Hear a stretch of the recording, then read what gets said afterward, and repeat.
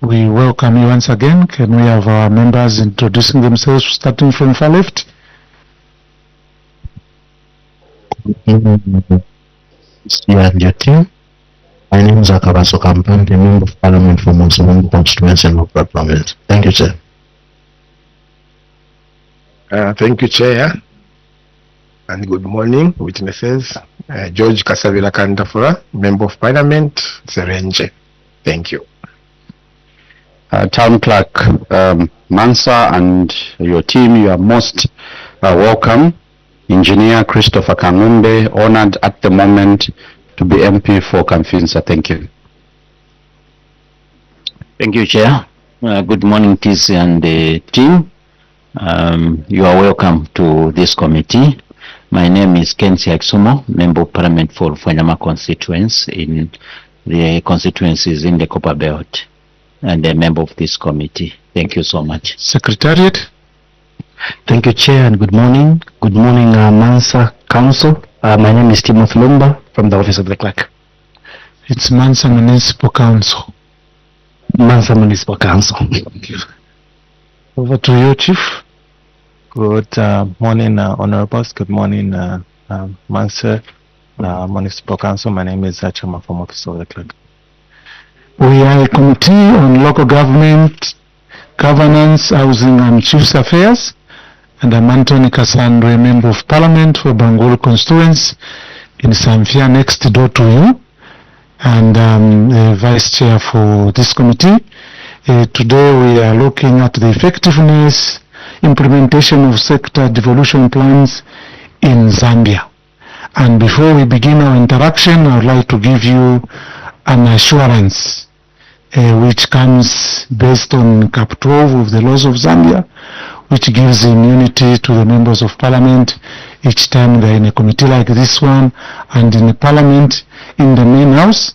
So whatever you are going to share with us cannot be used against you in any courts of that arrangement in this country.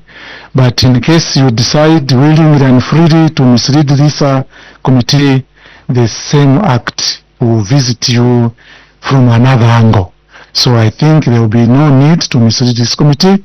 We just want to have a cordial, a friendly interaction to see how much the devolution aspect has been working in our country, so that we can look at the suggestions, the recommendations, the challenges that you are facing.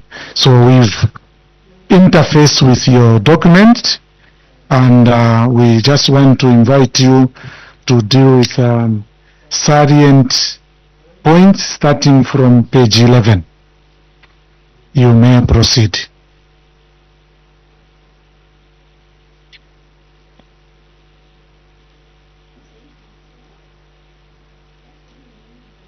Sure.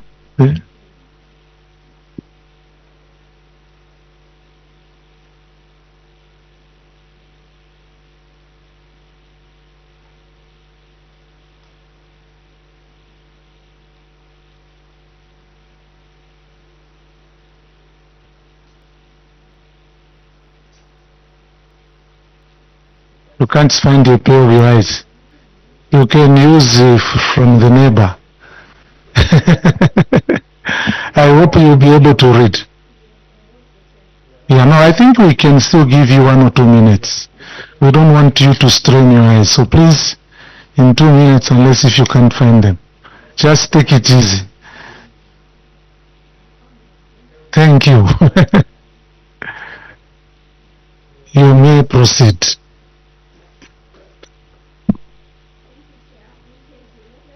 Your microphone. Yes, on page 11, Chair, we're looking at the extent of transfer functions to local authorities that has been undertaken in accordance with the National Decentralization Policy and Cabinet Circular number 2 of 2023.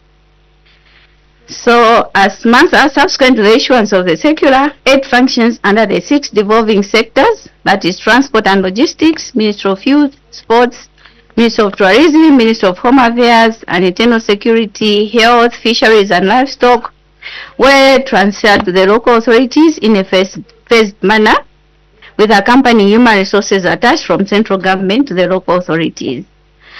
So, Chair, in short, we did receive these functions in the 2023. We even budgeted for these functions, and as we're implementing our 2024 budget, we're implementing it together with the budget for the devolved functions. And the functions that were devolved, we started working together in the year 2024. So Mansa district has so far received 979 officers from the devolved functions. I'm on page 12.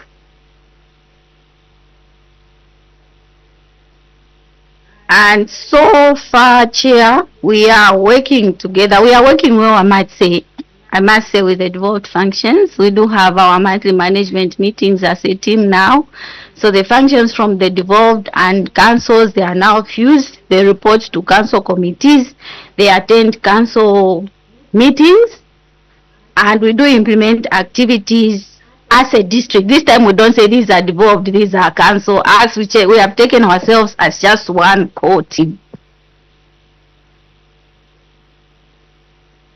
Shall proceed to page number 13, which is talking about the adequacy of financial and technical support by the carry out the devolved functions. Under fiscal decentralization, which involved the transferring of some of the authority and expenditure responsibilities and financing from national to sub-national government units. Chair, as a council, we have received resources for all the devolved functions that we received. We did receive funding, and the activities that were planned for according to the budget were implemented. And Chair, the focus of Mansa Municipal Council in previous and current policies has been on identifying the specific structure of own resource revenues which accrue to the local authority and over which a local authority has some legal and administrative control. Mansa Municipal Council also embarked on the process of identifying a new local government revenue base arising from the expanded devolved functions and from the already assigned revenue streams. This is not an exception of intergovernmental transfers, which Mansa has also benefited from. Under 7.21, government has been implementing a transfer system which involves 3 grants to the local authorities, namely the local government grant, the grants in lieu of rates, and matching grants. In addition, government has also provided for the constituency development funds to be channeled through local authorities for constituencies. Mansa Municipal Council has benefited from all these transfer systems. And on page 14, Chair, we have presented before you the grants and amounts that Mansa Council has so far received in the year 2024. So, Chair, horizontally, grants have been distributed to local authorities, including Mansa Municipal Council, without consideration of operating conditions and performance, or as a reward for their adherence to good governance, transparency, and accountability practices in the execution of their works. This funding has been contributed positively. This funding has been contributed positively in service delivery, targeting provision of services that have direct impact to the community. And among the services which have been provided, these include the following: rehabilitation and maintenance of roads and street lights. From the funding that we received, we did maintain some roads, some street lights were fixed, Chair, as you can see from the pictures that we have shown. On page 15, further to grading and graveling of urban roads, management has managed to light up Kawambwa Chembe Road as illustrated below using solar integrated bulbs. So part of the grant that we received went towards street lights. We also, Chair, held the Mansa District Sports Festival. As we are aware, we have community sports that devolved to the local authorities, and the funding that we received were able to undertake some community sports activities. This activity involved getting sporting teams from all the wards. They converged at Mansa, in Mansa town itself, and we had some various sporting activities. And this was a very interesting activity because people came from both the rural and the urban areas. They converged at one place and participated in all manner of sports. We have pictures there showing the people that participated. We have the elderly there participating in solo. We had people participating in chess. We had basketball teams.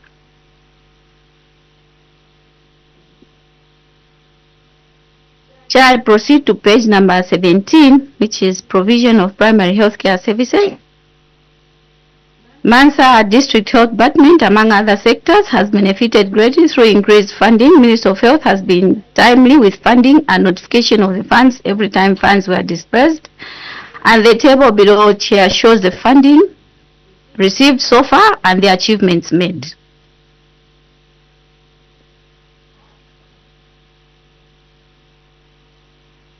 You may proceed. Getting into page 18, Chair. We are looking at the effectiveness of strategies and measures put in place for the effective devolution of functions to local authorities. And in accordance with the Constitution, the policy focuses on transferring rights, functions, and powers of an office from the central government to sub-national level authority. And Chair, so far under administrative decentralization, which involve the transfer of functions to the lower levels, promoting economic development, planning, and strengthening of human resource management and institutional capacity at the local level. These were critical elements of the national decentralization process in Zambia, and the following transferred through committees. With the case of Mansa, this has worked very well through integration of devolved functions into main council structures. Mansa District has now no devolved functions but has departments. We have also enhanced efficiency in the delivery and access to public services, which has proved to be working very well in the delivery of Constituency Development Fund. Further, the human resource management reforms have resulted in the following to be achieved in Mansa. We have realignment of the organizational structures now. The council has expanded. And we have also seen the promotion of change management, which has resulted in 2 different departments working together to deliver quality services to the people of Mansa districts. And participatory development planning has resulted in achieving the following: nurtured inclusiveness, sustainable and climate resilient local government. It has promoted inclusive formulation and implementation of development plans. And we have also explored public-private partnerships. Mansa District has benefited from progress under administrative decentralization, which has been made, such as sector devolution plans developed as a team. The 8 functions and budgets have been transferred to local authorities, as earlier alluded to, and we are implementing this as a team. Human resource management committees have been established in local authorities with incorporating members from provincial administration and also members from council departments. The local authority organization structure has been reviewed. Also, the public service unions have been engaged. There's been also a countrywide employee sensitization which has been undertaken. The service commission has gone round, and MAS also has benefited from these sensitization meetings. And the civil servants that have been transferred from central government to local authorities, MANSA has benefited. It has received 979 officers. Human resource management policies and procedures also, which currently we even have a provision of councils now having a card of staff that is being employed by councils themselves. MAS has benefited. For some card of staff, we are able to advertise ourselves and engage. I proceed, Chair, to fiscal decentralization. This involved transferring partial control over finance and spending obligations from central government to local authorities. And the following objectives have been achieved with support from cooperating partners. That is the USAID Local Government Impact and GIZ. These are the cooperating partners that we are working with. We have local finance capacities and financial management and accountability. This involved strengthening financial resource sharing mechanisms, strengthening capacities to mobilize on resource revenue, and reviewing and implementing the framework for intergovernmental transfers.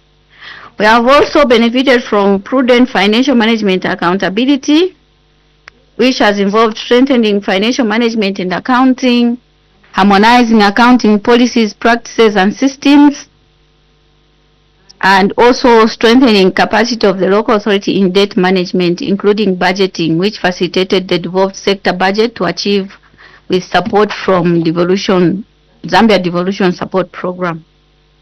Management has benefited from progress made under fiscal decentralization, such as budgets for devolved functions have been transferred to local authorities since 2024.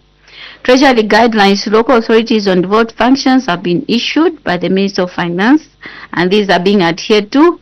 Accounting manuals for local authorities to harmonize accounting systems have been developed, and we are implementing these accounting manuals. Intergovernmental fiscal architecture is under review to facilitate implementation of fiscal decentralization, and this is working towards perfecting the systems that we have started implementing now. And we are confident that after these reviews, we'll continue to perfect the system and ensure that we get to the level where we say, yes, intergovernmental fiscal architecture is now perfect and we are receiving resources according to what has been planned.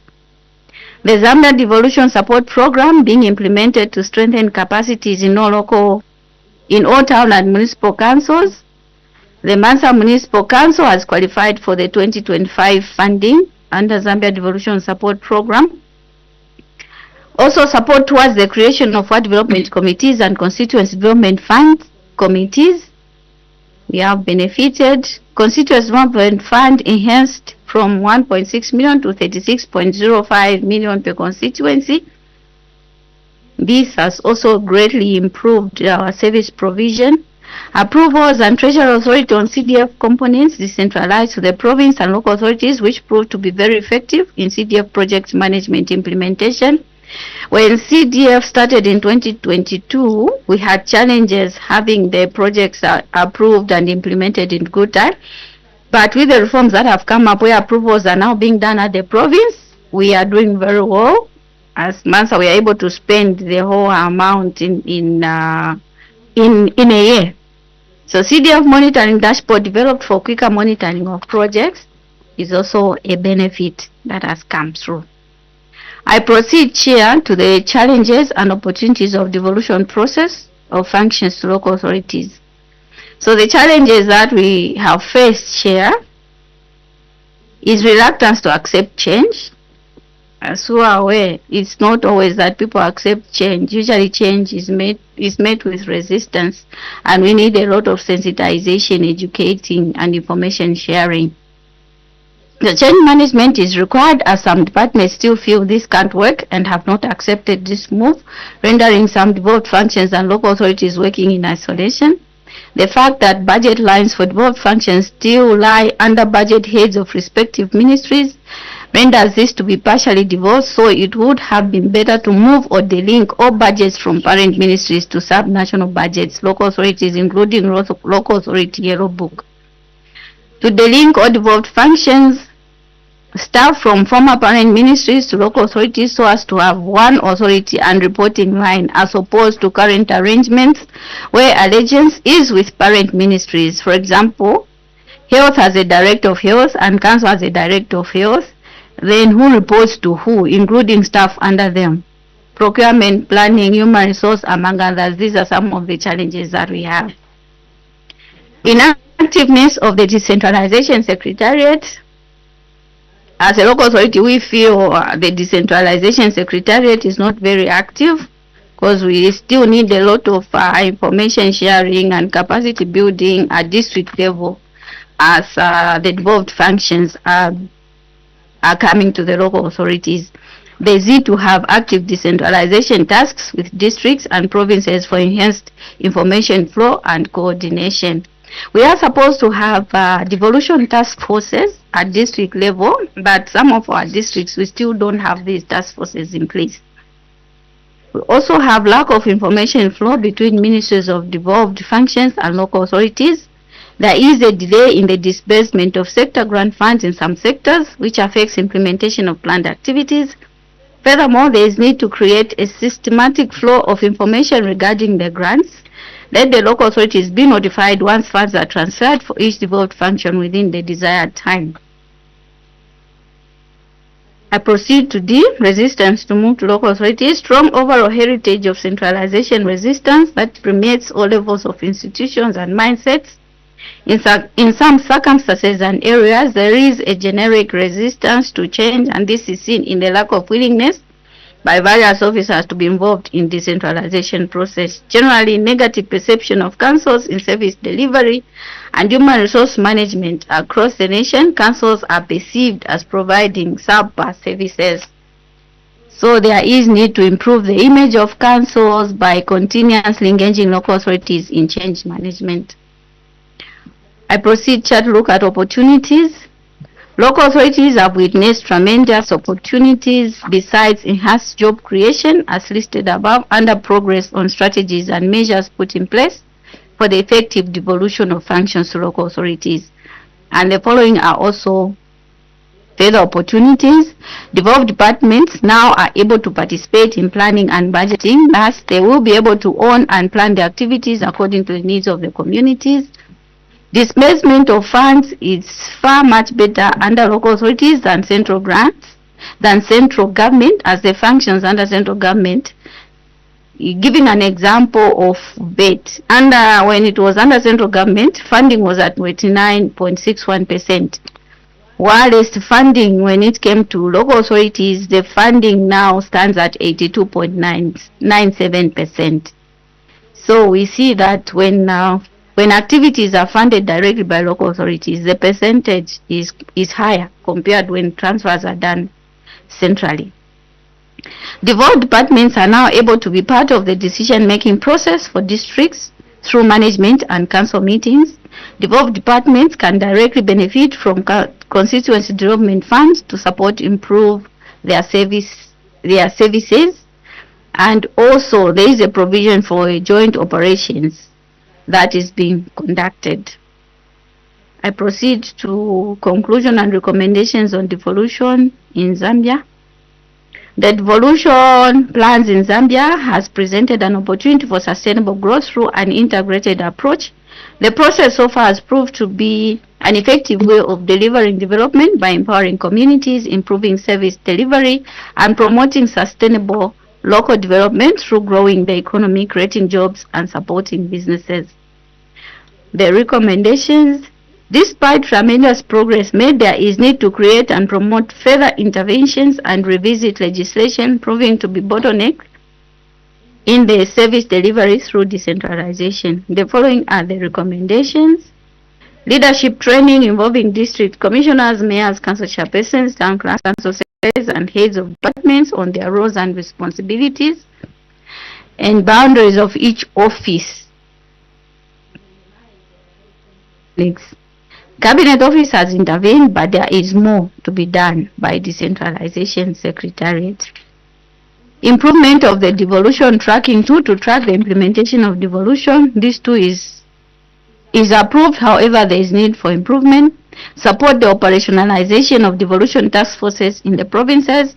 Cooperating partners like USAID, Local Impact, Governance, and GRZ have supported this program to some extent, but there is need for us as implementers to own the process. Support the Local Government Service Commission to carry out performance appraisals to principal officers to monitor their performance at least twice a year. Once is such a long period. Currently, appraisals are only done once a year for principal officers. This started last year. Support the Ministry of Local Government and Rural Development and Ministry of Finance and National Planning in development and harmonizing of budgets for local authorities and involved functions, and development of further guidelines, circulars on the operationalization of sector grant accounts and reporting. Despite the opening of sector accounts and Financial and Treasury Management Circular number 14 of 2024, there is need for further guidance on the purchase of capital items from the grants under the Ministry of Transport and Logistics, that is the roads grant. harmonize the accounting packages in local authorities. This is proving to be a challenge. And also support to training of oversight committees of local authorities. For example, the internal audit committees, the finance committees, works and engineering committees, to ensure transparency, accountability, and adherence to regulations and laws in utilizing public resources. This should be continuous in order to address rapid changes in the market forces in the country. Under H, you're saying supporting the digitalization of staff files, records of local authorities. Despite support from cooperating partners, local authorities should own the process. Mansa Municipal Council affirms that with effective implementation, well-defined responsibilities, definite functions, and distinct lines of authority and communication, government may attain the set objectives of increased community participation and improved service delivery through decentralization.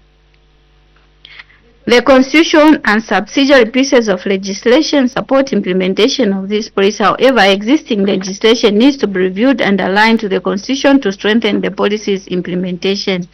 Legislation that should require to be reviewed include the following: the Local Government Acts. No, there you can just go straight to the last part of your submission. Yes, you can skip all the subsidiary legislation that you've submitted. Yeah. Chair, with your guidance, I have come to the end of my report. I thank you for the opportunity to make this submission for your consideration. Thank you very much for your detailed submission. At this point, I would like to request the members of this committee to ask questions of clarifications. I'm starting with Honorable Siachisumo. Thank you, Chair. Thank you, TC, for your good presentation and detailed, as the Chair has said. At the moment, you already have, employees with the council, and you are being given 979. As a council, do you have the capacity, if these are devolved 100% to the council? Because for now, it's an attachment. Do you have the capacity to learn the whole staff if they are fused in the council, or the department, veterinary, health, and the other, department which are going to be devolved 100%? Do you have the capacity to learn the... Administratively, I can say yes, the capacity to manage them is there, but we need things to be put in place. Maybe we take another set of questions, then we'll give you permission to respond. Honorable Kangombe, you may switch off your mic. Thank you, Chair. Town Clerk for Mansa, you are aware that you are employed by the Local Government Service Commission. Then those that are devolved are employed by the Public Service Management Division. So there are almost like two authorities employing people who have to work in one environment. Now, given that understanding, what is your recommendation on how you would want those who are devolved to be employed? Because right now they are just attached. Now, a person who is attached cannot be disciplined. A person who is attached cannot be promoted. A person who is attached, it is very difficult for you to do those 6 monthly assessment of how they are performing.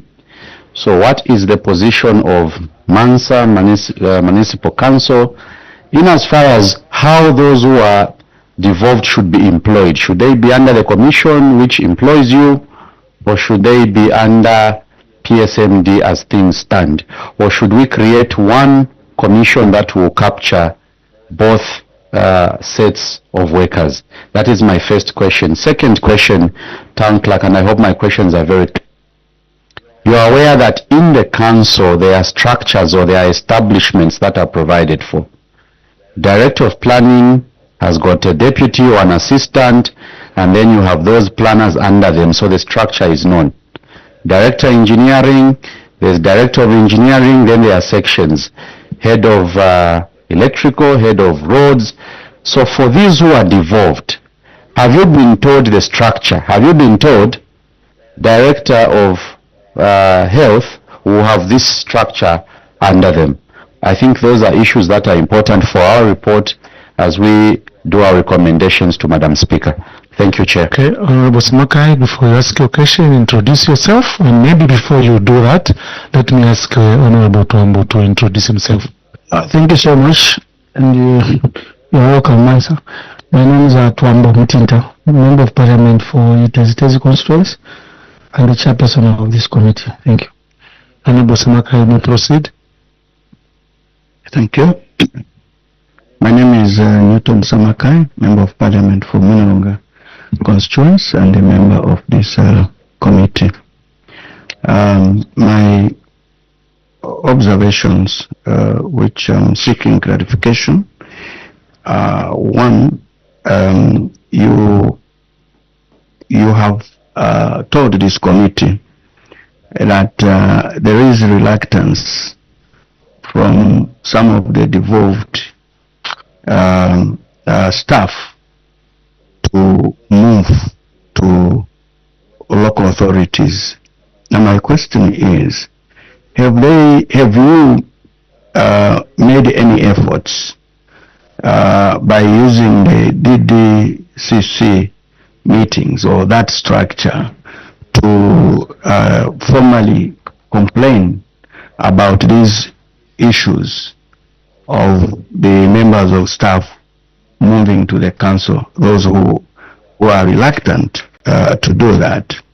Then two, I've heard you in your submission, and I would want to think that you are receiving donor support, and there are several other councils that are not receiving this support. And you have bemoaned the fact that the local authorities would need to own this process. Is there anything that you are not telling us that the donors are doing which you believe doesn't give really ownership to the councils? Or maybe you are complaining on behalf of the other councils that are not getting this support, and this support is, in your view, important that it must spread to other local authorities? Madam TC, you can now respond to those concerns. Feel free to invite your colleagues when there is need to do so. Your mic, please. On the capacity of our local authority to take on the 979 staff that we have received, in the state in which we are currently, we may say the capacity as a council may not have, because currently the salaries of those that have been attached to councils is still being paid by government. It's not the councils that are paying the salaries. So if it so happened that the councils are made to pay salaries for these people, then we don't have the capacity.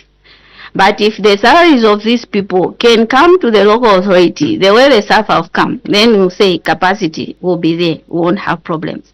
The other challenge we have is infrastructure in terms of office space. Currently, the infrastructure that we have in some of our councils, including Mansa, is that the office space is not adequate. So as it is, the most prudent way for us to operate effectively is for all the heads of departments to be housed in one place. The offices to be close to each other at the civic center. But currently we cannot take in director health, we cannot take in director fisheries and these other directors because we don't have adequate office space. So we will have the capacity if we can also increase the number of offices that we have, meaning as we are decentralizing, we should also look at infrastructure at the councils, at the local authorities to take in these people that are coming to join the councils. Because where we are now, we are scattered. Some are 1 kilometer away from the civic center, others is it 500 meters, just like that. Now, even when we call for a management meeting, for these people to gather, or there is an urgent issue that needs to be discussed, to have everyone come to the boardroom to discuss these issues, it's a bit of a challenge.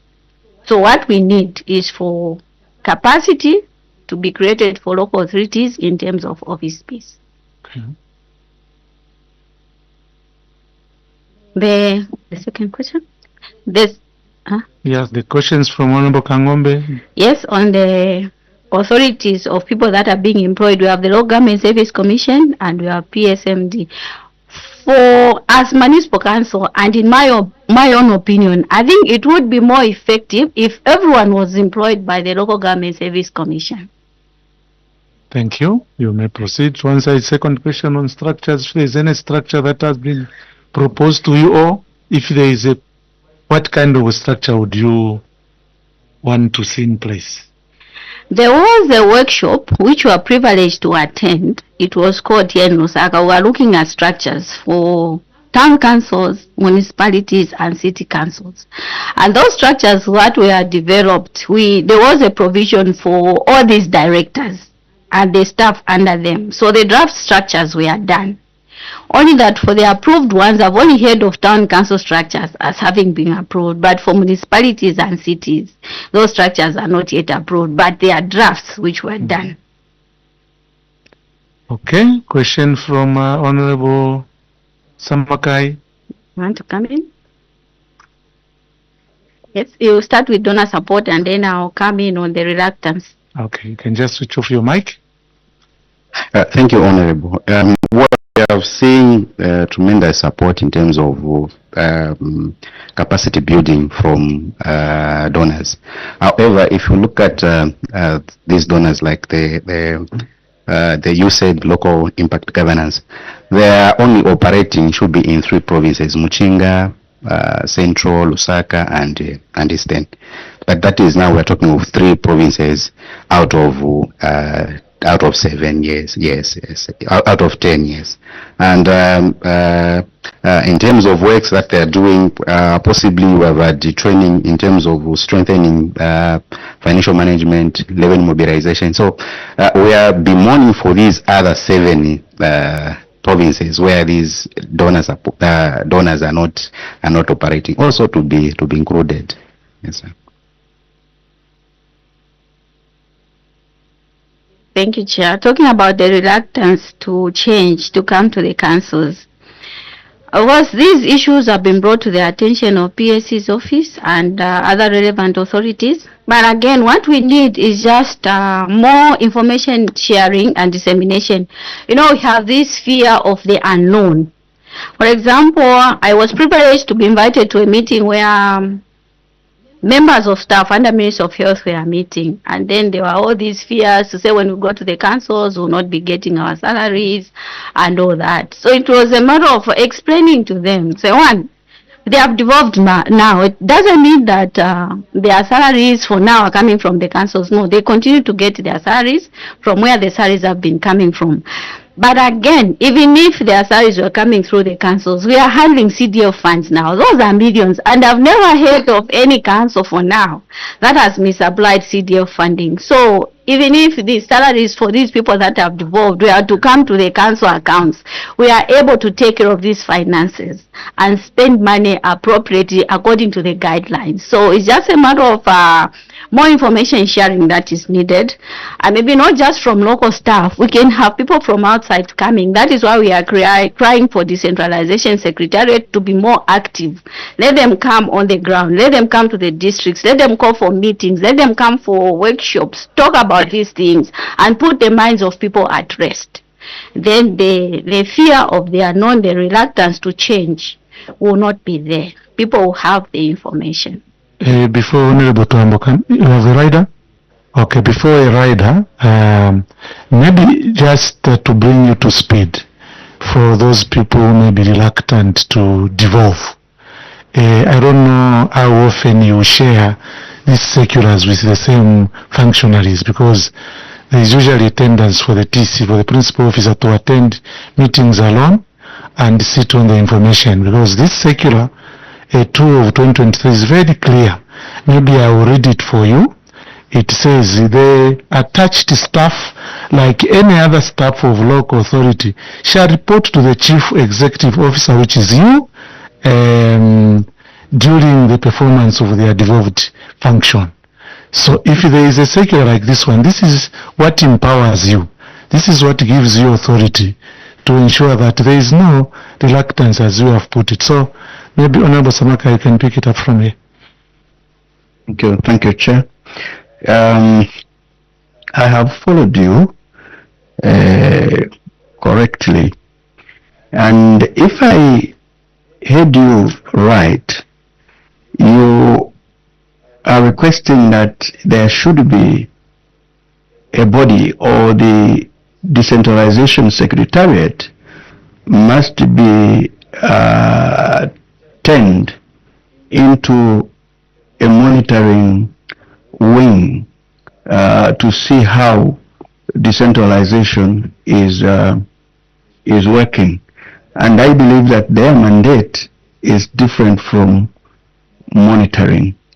Is it your view now that you have seen what is going on, that there is need for us, for this country, to have a monitoring wing to see how the devolved functions are performing, including the human resource that is taken to local authorities to perform these functions? Are you craving for a monitoring institution for local authorities, in short? Honorable Chair, you can proceed with your question before she attempts that one. Yeah, thank you so much, Mansa. Right when the question which was asked, whether it was Kangombe, Honorable Kandafula here, on the capacity of the council, would you, apart from the capacity to pay, the assumption that you have to pay the devolved officers, apart from that assumption, do you also feel that the technical capacity you have as an executive officer who is going to now coordinate the various ministries that have come to your council, is it enough as the executive officer? Do you feel there should be adjustments in your capacities to manage vet, education, agriculture? What recommendation are you making? Thank you. You can go ahead. Mike? Thank you. Talking about the monitoring institutions, I think Decentralization Secretariat was created to manage the decentralization process, I believe. So in my view, the Decentralization Secretariat is there already. We should monitor how devolution and everything else is going on.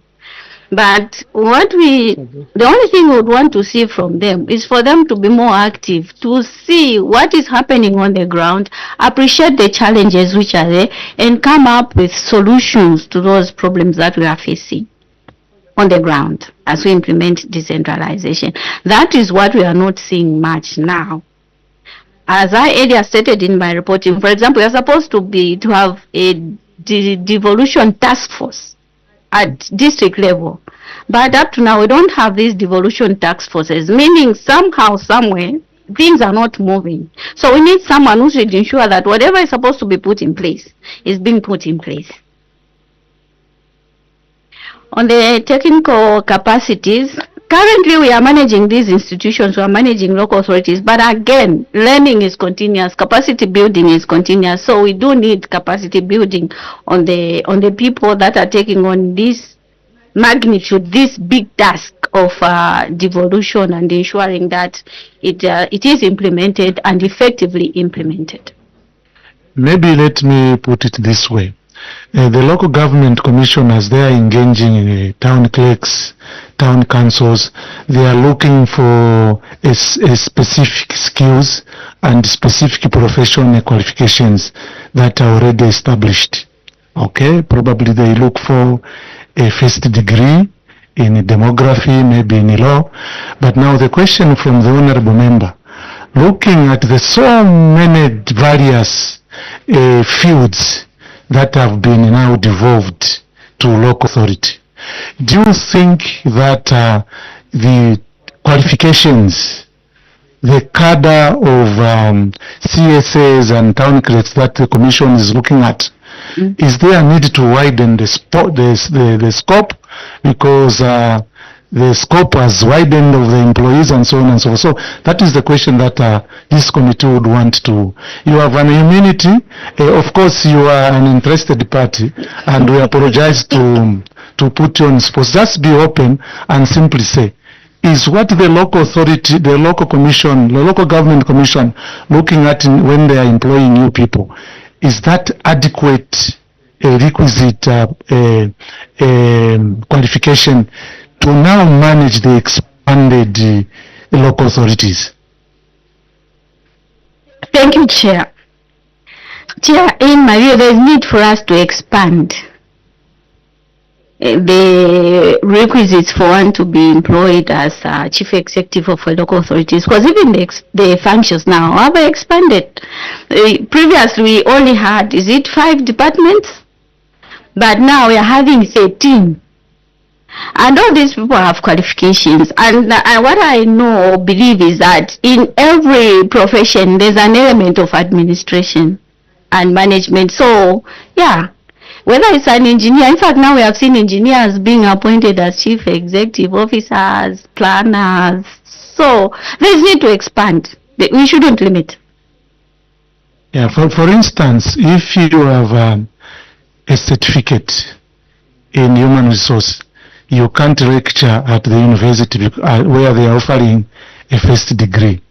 If you have a first degree, you cannot lecture any course of any master's degree.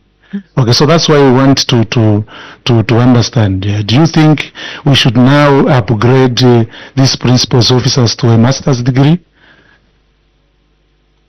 Chair, there is need to upgrade, but as we are upgrading, we shouldn't disadvantage those that have first degrees now, because apart from the first degrees, they have the experience. Okay, it's a given. Now, before we probably come to an end, I just want to, you also bemoaned the fact that there is always conflict. I don't know who brings conflict. We know conflict is there among the chairpersons of the councils, sometimes MPs and DCs. And there have been several workshops, I'm told, which usually the impartees are only the council chair and the DCs, because of course the executive would know that MPs bring less conflict because their roles are defined. So in this conflict, don't you think that principal officers like yourselves should be the unifiers and peacemakers? Because now you know the dichotomy, you know the functions of the DC, you know the functions of the council secretary. Now I think it's you people who should stand your ground and put things as they have been put, and so that you bridge the gap of conflict. I don't know what would be your take. And maybe before you answer that, another comment is, I want you to make a comment on the image of the council. You say some people do not believe and take us serious. So who do you think should create a good image? Is it local government commission or yourselves? Because some of us believe that the outlook of an institution from a distance is a reflection of the one in charge. Your comment. Honorable Kampampi. Thank you, Chair.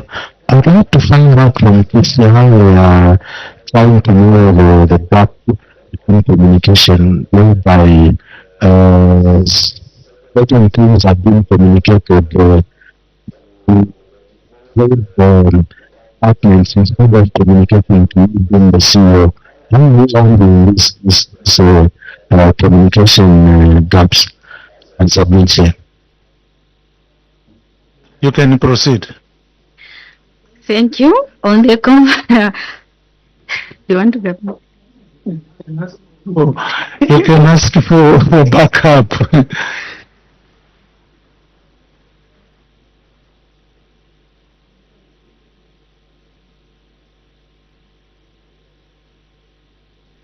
Thank you, Chair.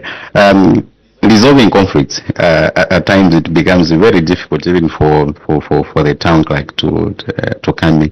You know, we are looking at these big offices, This is the chairperson or the town clerk. The other side is the district commissioner. And on the side is the MP. Is the MP. And the forces are almost coming from everywhere. But nevertheless,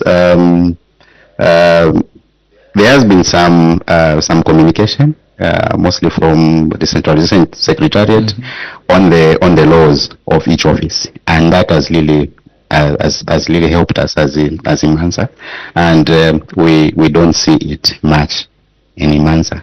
Then us as also officers, from our professional point of view, if such is arising, we go there to advise, not really to argue.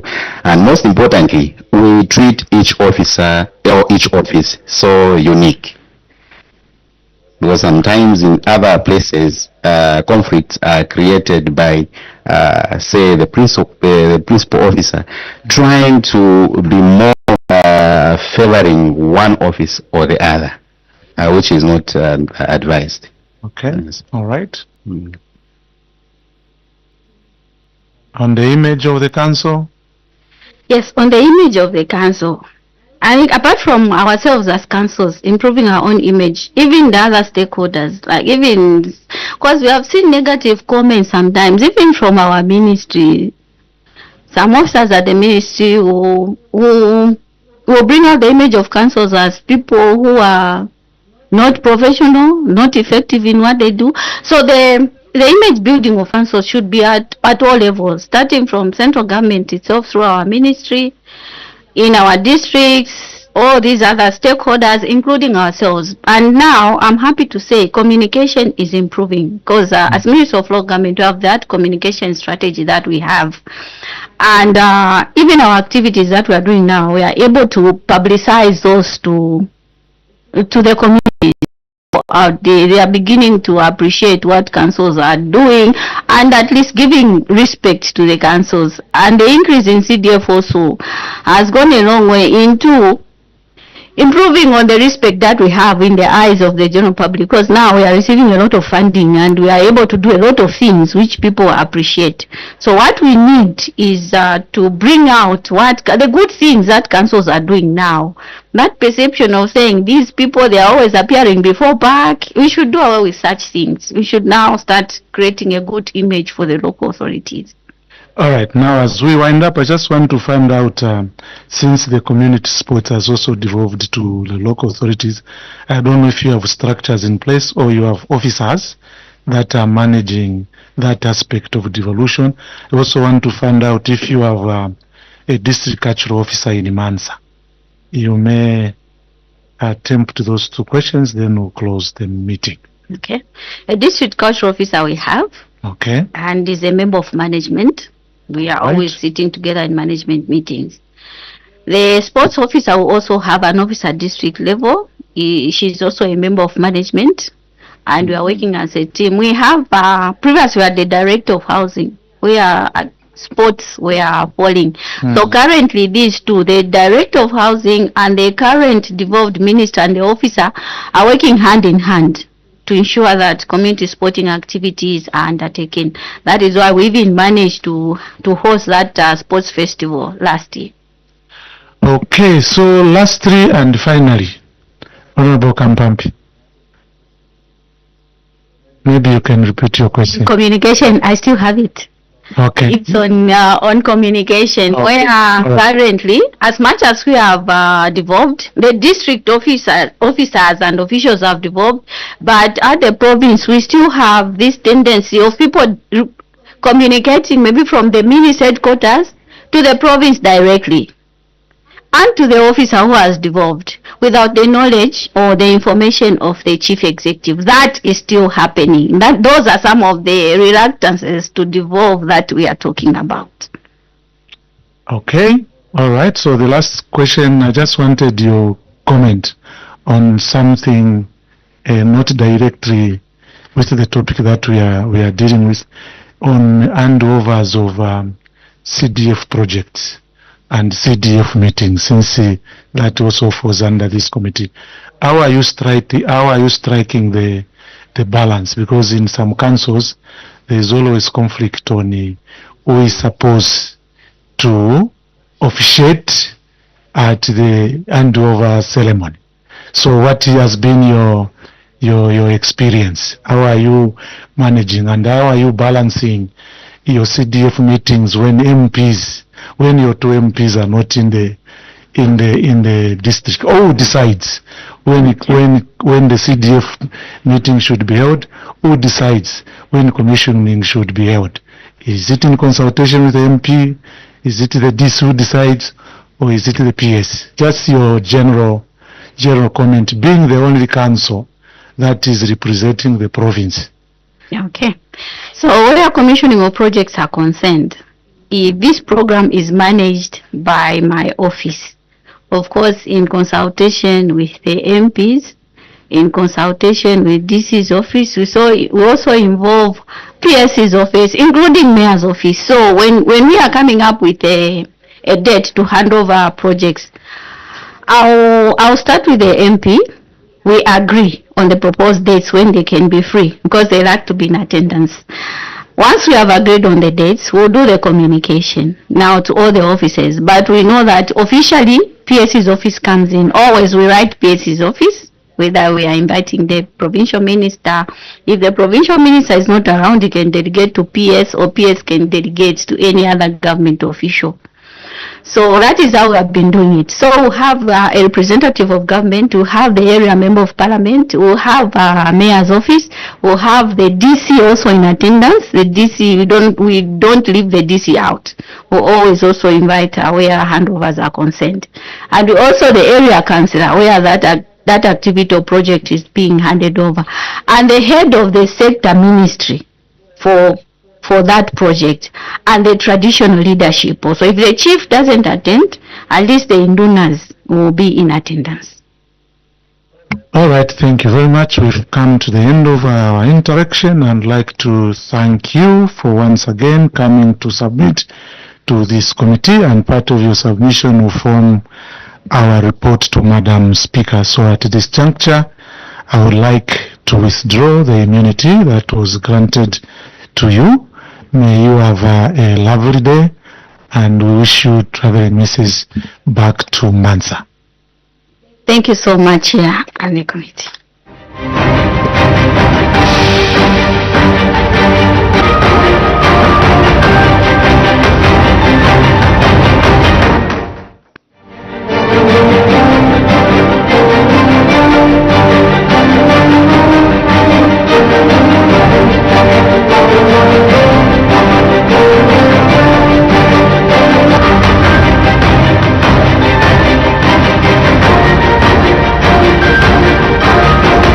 Chair and members of the committee. My name is Eunice Mapala. I'm Director of Finance, Chilanga Town Council. Thank you. Good morning, Chair and the honorable members of the committee. My name is Mlenga Martin. I'm the Director Planning, Chilanga Town Council.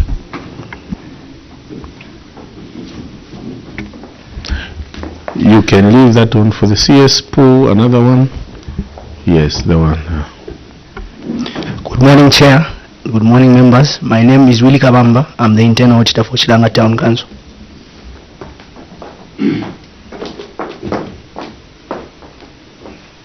Good morning, Chair. Good morning, Honorables. My name is Amakungu Mlenga, Senior Procurement Officer, Chilanga Town Council.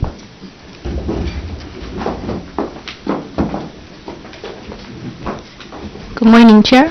Good morning, honorable members of the committee. My name is Wale Kasolo, and I'm the Assistant Director of Engineering. Thank you.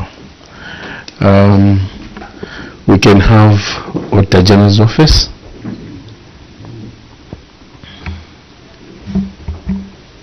Good morning, Chilanga Council and your team. Good morning, honorable members of Parliament. My name is Evelyn Mutandwa.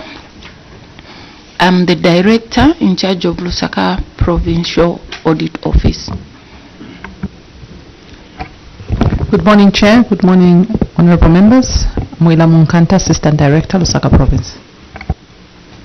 Good morning, Chair. Good morning, honorable members. Good morning, Chilanga Town Council. I'm Sishwat Kawela. I'm Principal Auditor, Lusaka Province, and the Office of the Auditor General. Thank you, Chair. Good morning, everyone. My name is Simon Munyama. I'm from the Planning and Research Department, Office of the Auditor General. Good morning, Chair, and good morning, honorable members of Parliament. My name is Jeffrey Siame from Control of Internal Audit, Ministry of Finance. Good morning, Chair, and good morning, the honorable members of this committee. Good morning, Chilanga Town Council. My name is Joyce Kubanza from the Ministry of Local Government and Rural Development. Thank you. Good morning, Chair. Good morning, honorable members. Good morning, Chilanga Town Council. My name is Mumba Saka from the Ministry of Finance and National Planning, under Office of the Accountant General. Thank you. Good morning, Chair. My name is Tiku Mumba from Office of the Auditor General, Auditor.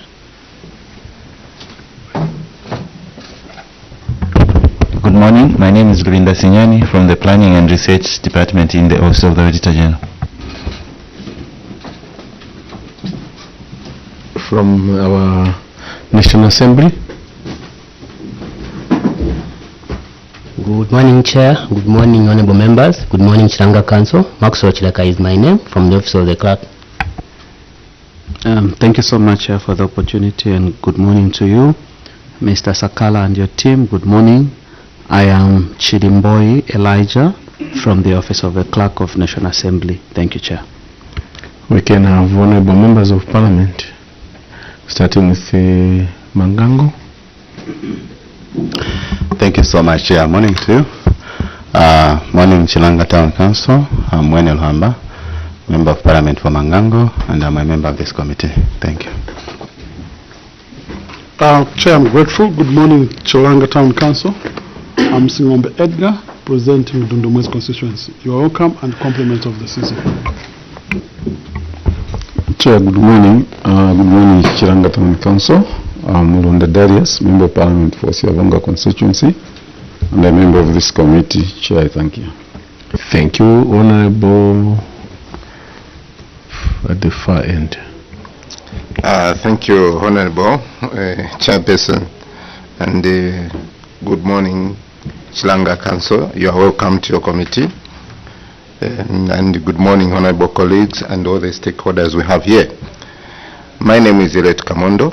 I'm a member of Parliament for Mufumbwe constituency, and Mufumbwe is in Northwestern Province, and a member of this committee. Thank you. Thank you, Chair. CS and your team, good morning. Kalobo Pavuma is my name. Servant of the good people of Sakire constituency, Kitwe, in the Copper Belt. Morning, Chair and Chilanga.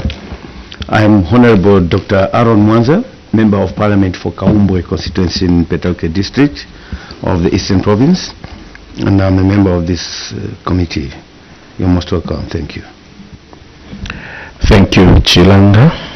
I am Mishek Mtetwa Nyambose, representing the people of Chasefu constituency in Eastern Province, and privileged to be the chair of this committee. You are welcome once again, CS. If you are at home, you are appearing as our witness. You are not in court. We want to have a good conversation with you. You can go ahead and take us through your memorandum. Thank you, Chair. Before I start my presentation, I wanted to seek your indulgence to make a few corrections to our submission. On page 4,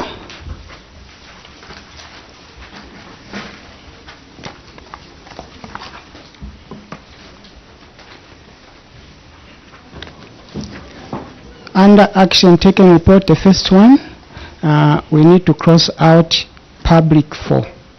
So the sentence should read, increased sensitization by engaging residents through public announcements. Okay. Thank you, Chair. The next correction is on page 11. Oh, page 9.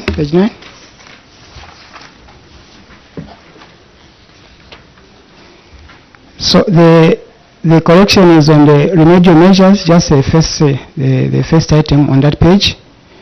The sentence should read, management will engage the ministry more closely so as to align scope of works with available funds. So basically that one is replacing, starting from where management is, so it replaces the rest of the sentence. So we struck out moving forward. Moving forward, management, moving forward should remain. Moving forward, management will engage the ministry more closely so as to align scope of works with available funds. We engage.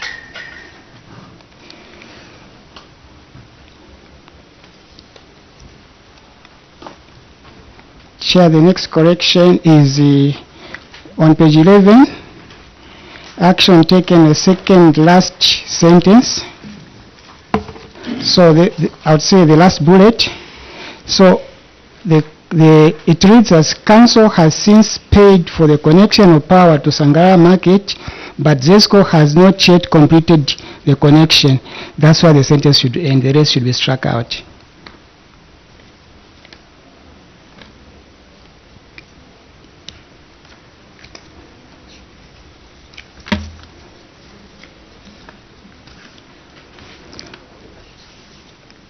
Chair, if it's okay, I can proceed to do my presentation. Please go ahead. Thank you, Chair. So the first query was we were cited on under performance, adverse performance on local revenue collection. Cause of the query for the first item, that's on page 4. Management acknowledges the query by Auditor General and wishes to state that Chilanga Town Council first started administering evaluation law in 2020. This meant that most property owners were paying property rates to Chilanga for the first time. Management faced a lot of appeals as well as resistance from the residents. Action taken, increased sensitization by engaging residents through public announcements and the media. Management issued demand letters to ratepayers for outstanding arrears. We have attached the evidence in Appendix 2. Remedial measures. Management has continued to issue demand letters to property owners and sensitizing all ratepayers on the importance of paying rates through various media announcements. The next item we are cited on under collection for fees and charges. Management acknowledges the findings of Auditor General and wishes to state that this was due to low demand for services as well as low compliance to pay for the various other services. Action taken to mitigate the adverse variance on fees and charges. Management enhanced sensitization, inspections and enforcements. We have attached evidence as the Appendix 3. Remedial measures. Management has continued to put in place initiatives such as increased sensitization to the communities on services offered by the Council on social media platforms as well as increased inspection and general enforcements. Management acknowledges the concerns raised by the Auditor General and wishes to state that the favorable performance was due to increased sensitization and enforcement. So on this item, Chair, we actually overcollected based on the budget that we had put. Action taken, management adjusted the budget in the preceding year to reflect the favorable performance. Remedial measures, management has continued carrying out physical inspections, sensitizations and enforcements to maintain the favorable performance. Management collected the firearm and ammunition licenses in the first quarter of 2023, which enabled the Council to start collecting revenue from firearm licenses, which is the biggest source of revenue under the licenses. The next query was on levies. The cause of the query, management acknowledges the findings by Auditor General and wishes to state that this was due to low demand for certain services as well as the low compliance to pay by beneficiaries. Action taken to mitigate the adverse variance to on levies, management enhanced sensitization, inspections, and enforcements. We have attached the evidence in Appendix 4. Remedial measures, management is inspections, sensitizations, and enforcements. On permits, cause of the query, management acknowledges the concerns by Auditor General and wishes to state that the favorable performance was due to increased sensitizations and enforcement. Action taken, management has adjusted the budget in the preceding year to reflect the favorable performance. Remedial measures, management has continued carrying out physical inspections, sensitizations, and enforcements to maintain the favorable performance. Other receipts, management acknowledges the concern by the Auditor General and wishes to explain that the favorable variance on the other receipts vote was due to income from insurance claims for motor vehicles that were involved in road accidents. Chair, we also queried on failure to meet targets on deliverables. So under this, the first item, cause of the query, delivery targets over outputs not achieved leading to underperformance. Action taken, management prepared and submitted reports to the standing committee, and the full council has since been held. We have attached the evidence as Appendix 5. Remedial measures, management will seek to follow the calendar of meetings as approved by the council. The next item is the public health and the environmental protection. Cause of the query, management acknowledges the findings by the Auditor General and wishes to state that this was due to low demand for the services and low compliance of dog owners. To mitigate the variance on the dog registration, management has enhanced sensitizations, inspections, and the enforcements through dog cropping. We have attached the evidence of what we have undertook as the Appendix 6. Remedial measures, management has continued putting in place initiatives such as increased sensitization of the communities on the importance of dog registration through ward development committees, social media platforms, and enforcements. Regarding housing and community, where the number of culverts were not met, management acknowledges Auditor General's findings that only 2 out of 3 culverts were rehabilitated, and this was due to the fact that the funds allocated were only enough to cover two culverts, as opposed to the 3 that were initially planned.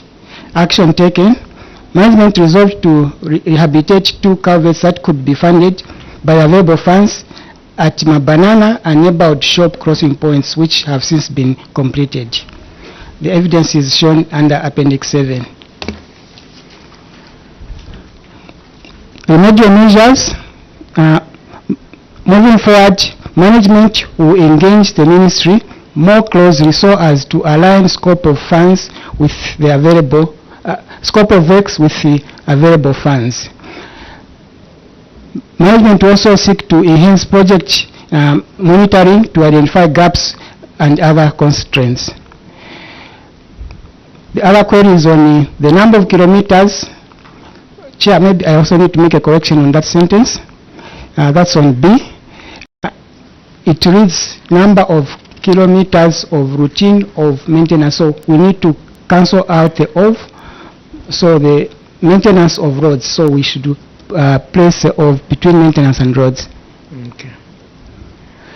So the cause of the query under that item, management acknowledges the findings by the Auditor General that only 5 out of the 120 were done, and this was due to the absence of the graders that we have since procured. Action taken, 145 kilometers of roads have since been graded.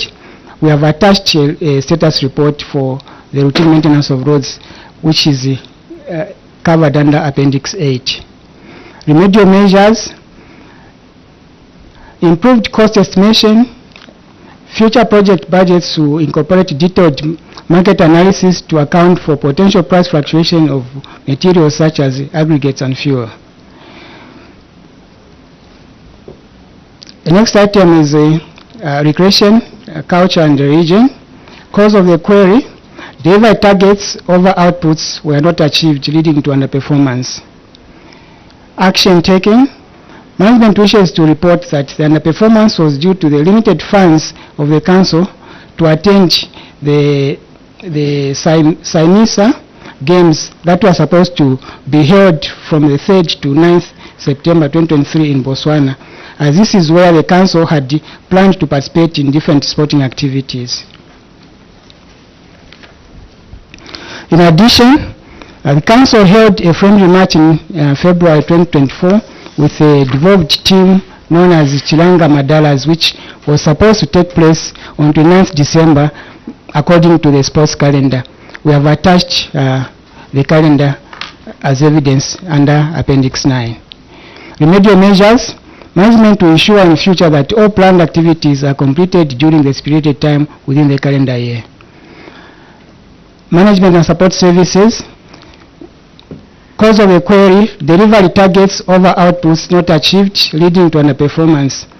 Action taken, management has put up strong internal controls to reduce the audit queries to an acceptable level. Remedial measures, management has since enhanced inspections as well as putting up strong internal controls. Under registry, the cause of the query, delivery targets over outputs not achieved, leading to underperformance. Action taken, management prepared and submitted reports to the standing committee. We have also attached the evidence in Appendix 10. Remedial measures, management to follow the calendar of meetings as approved by the council.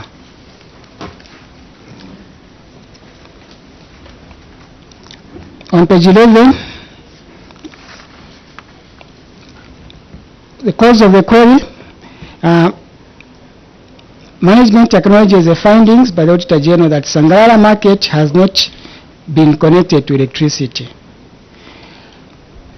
Action taken, council has since paid for the connection of power to Sangarala Market, but ZESCO has not yet completed the connection. We have attached the evidence which is a proof of payment to ZESCO. We have made a number of follow-ups, but it looks they could be overwhelmed as well. Remedial measures, the council will actively engage with ZESCO to expedite the connection process. The next query, it's on the payroll and staff-related matters. The cause of the query, management acknowledges the Auditor General's findings that the position of Chief Building Inspector and the payment of salaries totaling to 156,479 for the position was not supported by the establishment register. Action taken, management informed the Commission about the non-availability of the position of Chief Building Inspector on the staff establishment for Chilanga Town Council and awaits action. We have attached the evidence on Appendix 12. Remedial measures, management will continue engaging the Commission on the matter. Under cross-cutting issues, it was an observation of the unqualified accounts. Council management wishes to report the following as the cause of the query, which was unqualified. Action taken, the clean opinion was achieved after management worked on all the recommendations made by the external auditors, and management has pledged to continue improving in the record keeping and financial controls to achieve a clean report. Remedial measures, council management shall ensure that internal controls are enhanced and financial reports are always updated on time. On budget funding and expenditure, the cause of the query, management acknowledges the findings of the internal auditor, the Auditor General, which was caused by the balance of 15,294,556 unspent funds in the period under review.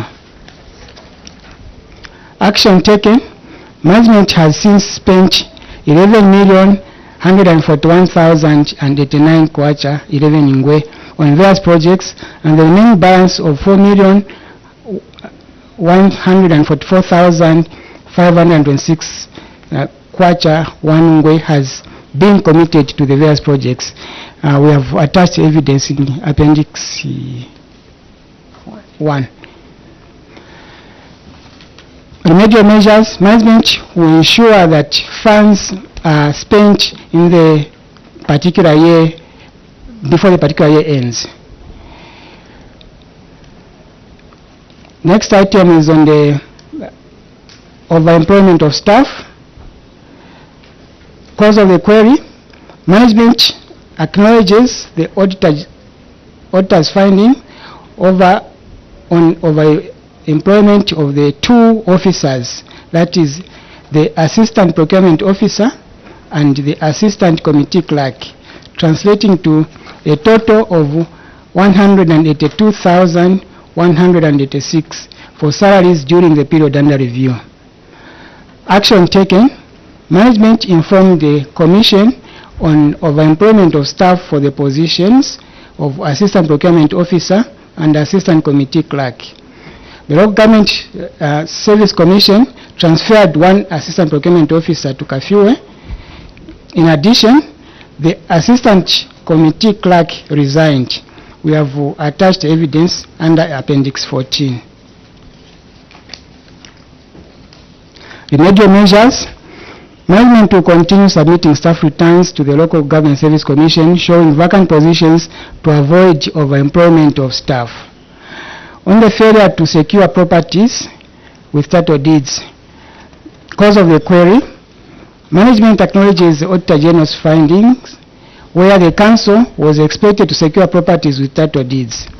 This is due to the limitation of the newly introduced Xylus system as a means of lands and natural resources.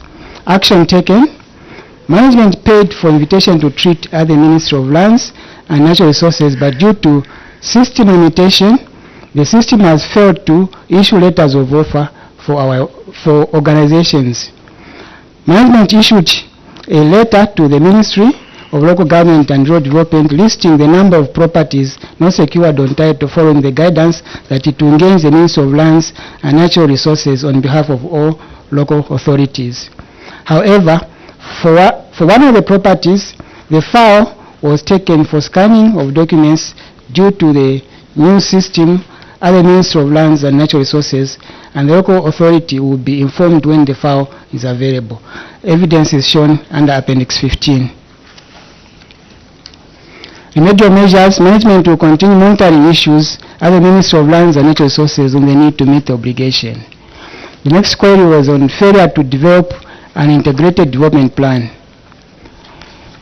The cause of the query: the query was caused by non-completion of the IDP for Chilanga district, which was attributable to limited resources and inadequate human resource at the time. Action taken: the integrated development plan for the district has since been completed and approved, and was launched by the Ministry of Local Government and Rural Development on the 3rd of January 2025. We have attached the Appendix 16 as our evidence. Remedial measures: management will endeavor to generate adequate resources to facilitate plan formulation processes and train its staff in various technical skills. The next query was on the failure to install and maintain street lights. The cause of the query: management acknowledges the Auditor General's query, which was caused by our failure to maintain street lights on some streets. Action taken: management has commenced the maintenance works on the streets that are lit by solar lights, and is in the process of converting the grid-powered streets to solar. We have attached that our evidence in Appendix 17. Remedial measures: management has come up with the street lights maintenance plan. The next query: failure to settle statutory and other obligations. Management response: management acknowledges the concerns raised by the Auditor General and wishes to state that the failure to settle arrears for NAPSA was caused by inadequate financial resources. Action taken. Management has intensified revenue collection to ensure that there are sufficient funds to pay statutory obligations.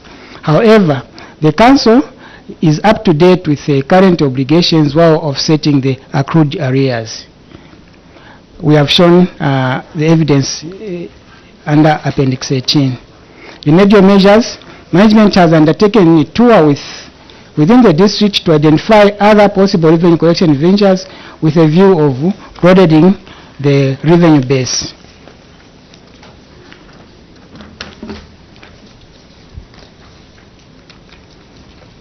Next item was on the failure to settle staff obligations. Cause of the query. Management acknowledges the audit findings by Auditor General on the failure to settle staff obligations and wishes to state that the query was caused by inadequate financial resources.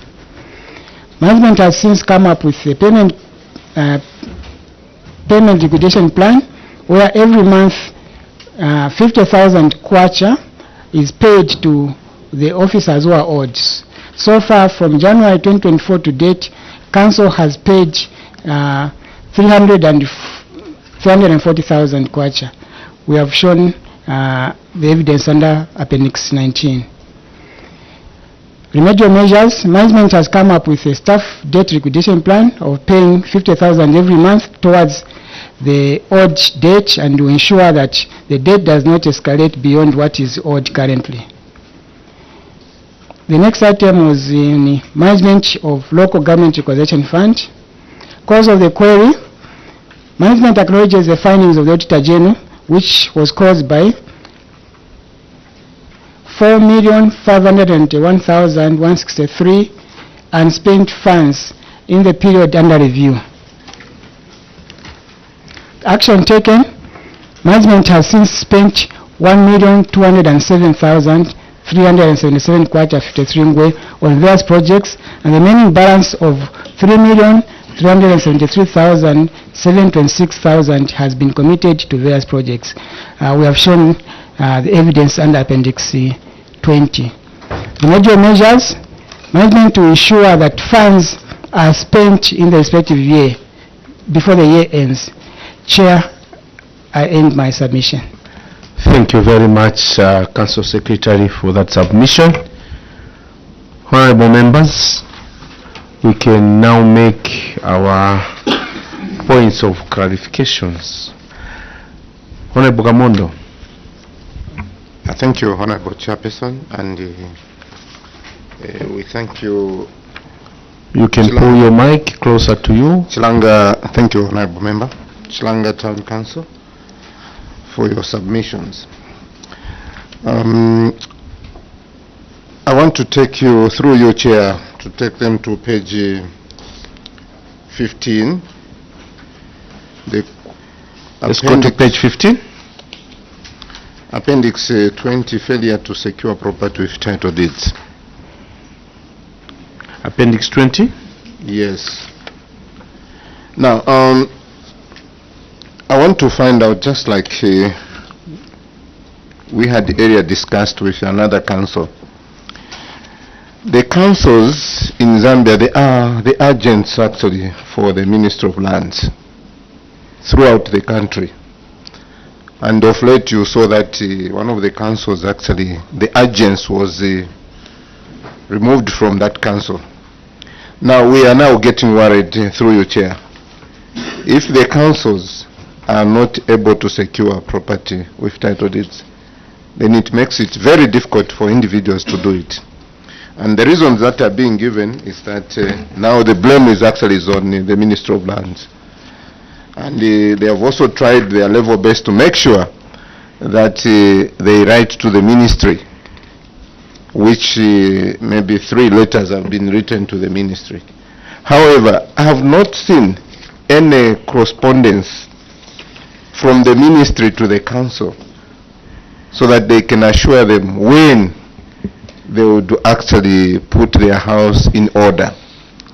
Now, the question is also, in this submission, there are 2 properties that are cited. However, I have not seen the value for these 2 properties. If you see on the schedule here, the value is not included. I would want to find out what is the total value for these 2 properties in Chilanga Town Council. And also, when is this process going to be concluded? Because it has become like a problem and a cancer. Every council is complaining. And how long have these titles been, these parcel of land been without titles? I think those 3 questions. Honorable Singumbe. Chair, I'm grateful, and I'm on page 16. Failure to install and maintain street lights. Chair, cause of the query, I'm not satisfied by the town council, because they have not told us exactly what was the cause of this query. Is it negligence by the local authority, or is it as a result of human resource that was, because you have just indicated that caused by failure to maintain streetlights. Why did you fail to maintain these streetlights? And then, Chair, they've also indicated that management has commenced the maintenance works on the street that are lit by solar lights and is in the process of converting the grid power streetlights to solar.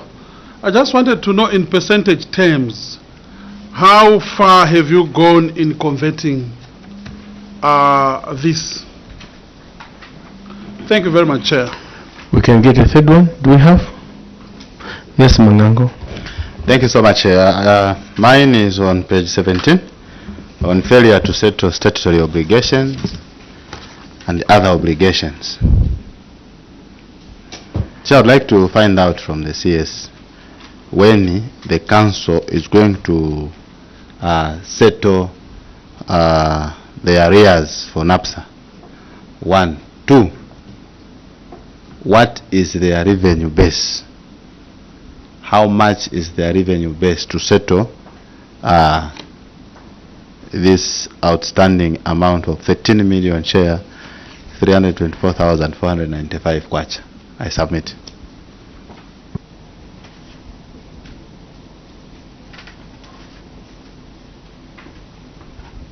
For today only. CS, you can take those 3. Thank you, Chair. Regarding the value of the properties that were supposed to be secured, we didn't carry these details. We didn't provide this detail, but we have the details in our files. We didn't foresee that this would be required for this submission, but we can make the detail available to the committee. I'll ask the Director of Planning to handle the other part of this question. DPO. Thank you very much, Chair. Regarding the question on how long have these properties been without title, I would say they've been without title for 3 years. However, as indicated in our submission, we have initiated the process, of which we even paid the invitation to treaty. But because of the hiccups of the system, I think that's where the delay was during the period under review. However, we'll still continue engaging Ministry of Lands to make sure that the process is completed. The concern is that the land agency is with the council, but the councils are in the lead or failing in securing title deeds. That was one of the questions. I don't know if it has been tackled. Why do we have such a situation? DPO, is it B? Yeah. Thank you, Chair. We may look to have such a situation because the processing of the title deed still remains with the Ministry of Lands.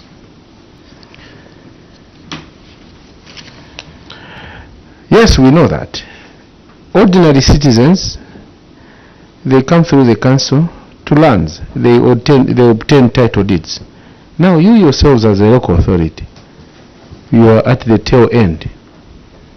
Why don't you show leadership by ensuring the property that you are under your charge are secured by obtaining title deeds? Well noted, Chair. We have a number of properties that we managed, except for these two, and like we've indicated in our submission, it's something that we initiated the process. It was just a system issue, I think, which led to the delay. So you are assuring this committee that come 2024 we will not see Chilanga appearing under the same issue of failing to secure title deeds? I will guarantee that, Chair. You don't guarantee because you are not in control. You are not the Commissioner of Lands or what? But we are getting that assurance. Have we exhausted the questions? I have one. If we have exhausted, only pay or started obligations you haven't tackled. Street lights you haven't tackled, yes. Yeah, Chair, there was also the question on street lights. So on failure to maintain street lights, I think we've just witnessed an increased rate of vandalism, and other street lights are being hit by motor vehicles. So there's a police position that may, because all these are on the grid, so we are looking at converting them from the on the grid arrangement to the standalone solar arrangement. So in terms of performance percentage terms, we can't give this offhand, but it's a matter that we have commenced the process of converting.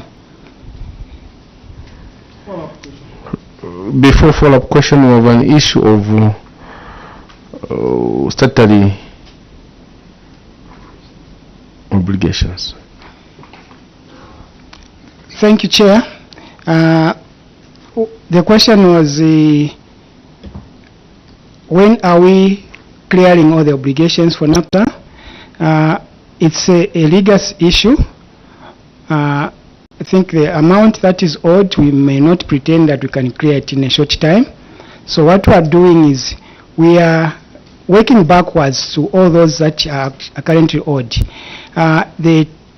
In terms of our revenue base for local revenue, in 2023 our budget was 21 million. That is collectible from the local resources.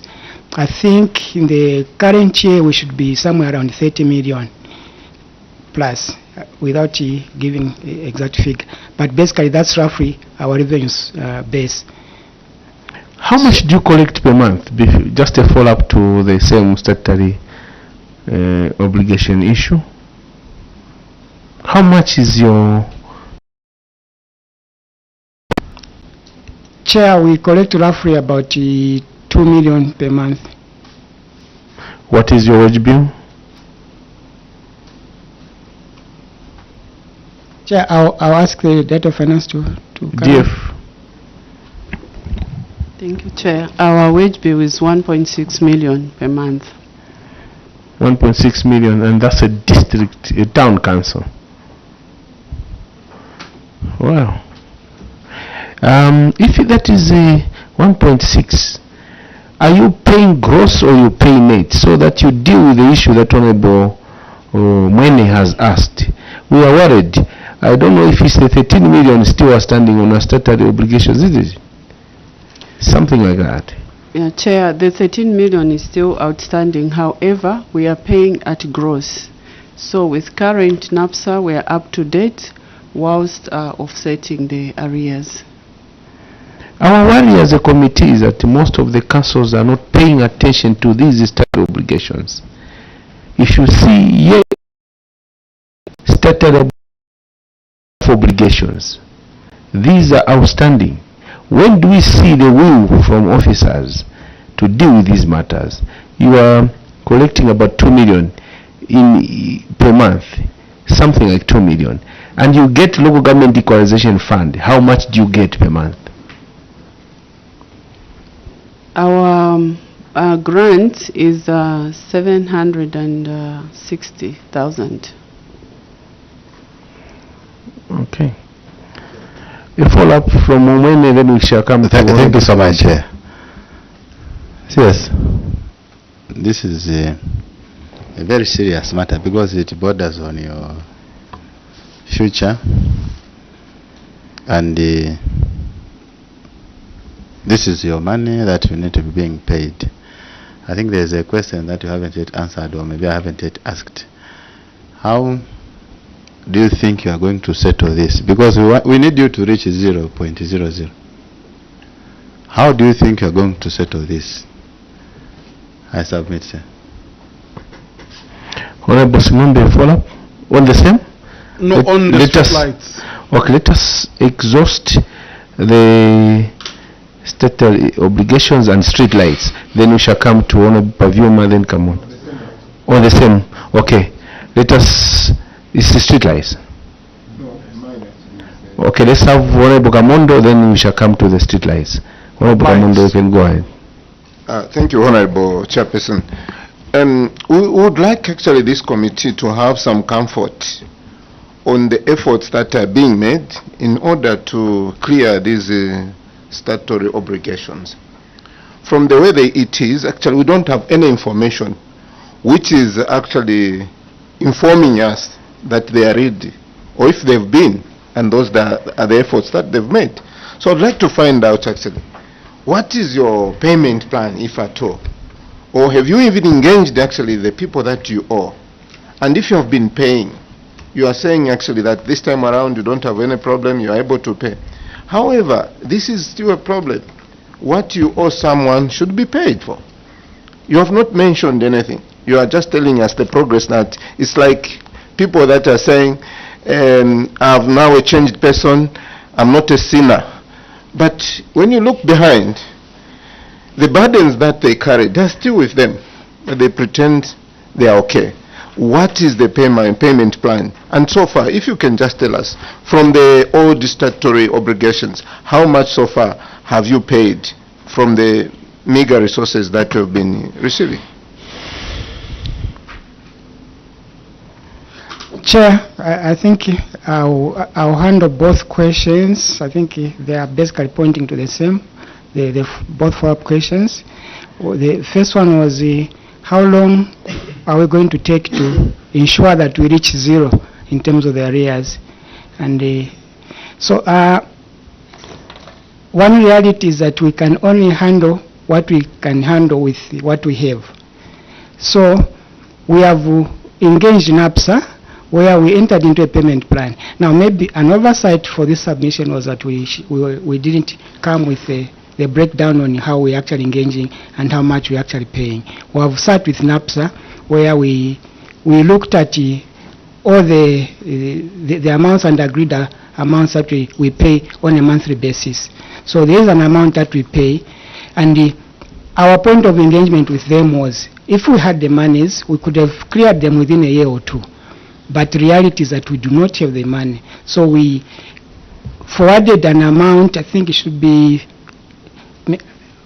I may not mention because I may mislead the committee, but we agreed on an amount that we are supposed to pay on a monthly basis, which we are adhering to. Jeff, how much did you agree to pay? Give us concrete answers, because we are interested in this matter. 50,000 kwacha every month, Chair. 50,000. Same as staff obligations. And you are current on this 50,000 every month. You are honoring it. Recently, yes, Chair. What do you mean by recent? 3 months.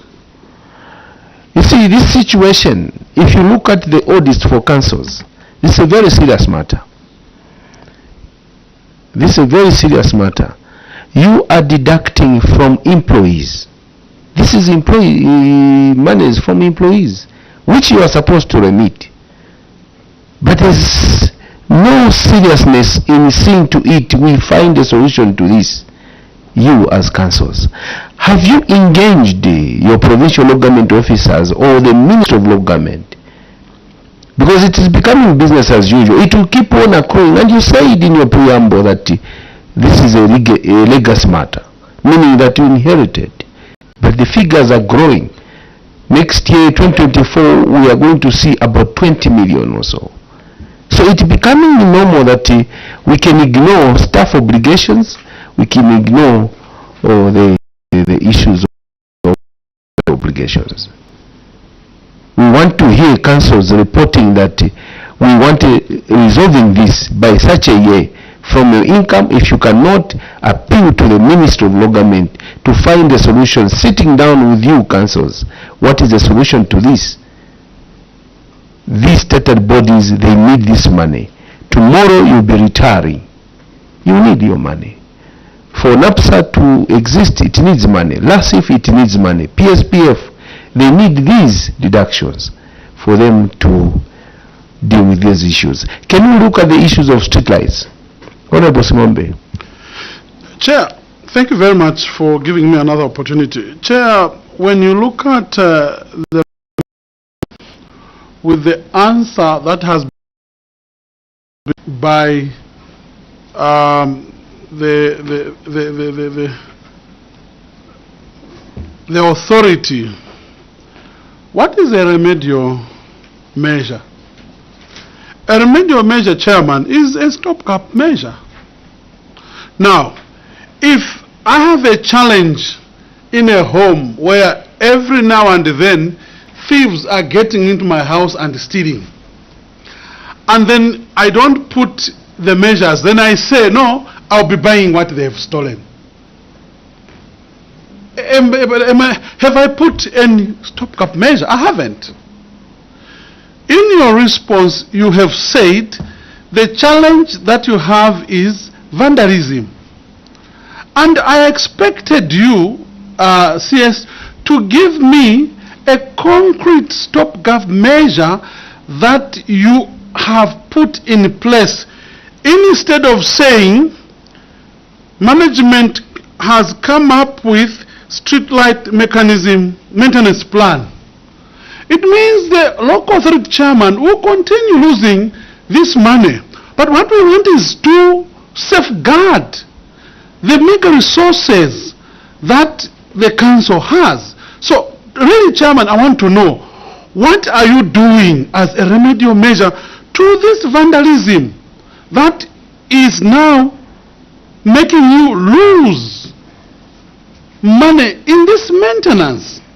Chair, I really want you have put it very well. A very clear stopgap measure on this matter. Thank you so much. Before he responds, let's have Honorable Pavyuma. Thank you very much, Chair. On the same, failure to maintain street rights and action taken. CS and your team, you have told this committee that you have commenced maintenance works on the street lighting, and you have developed a street maintenance plan.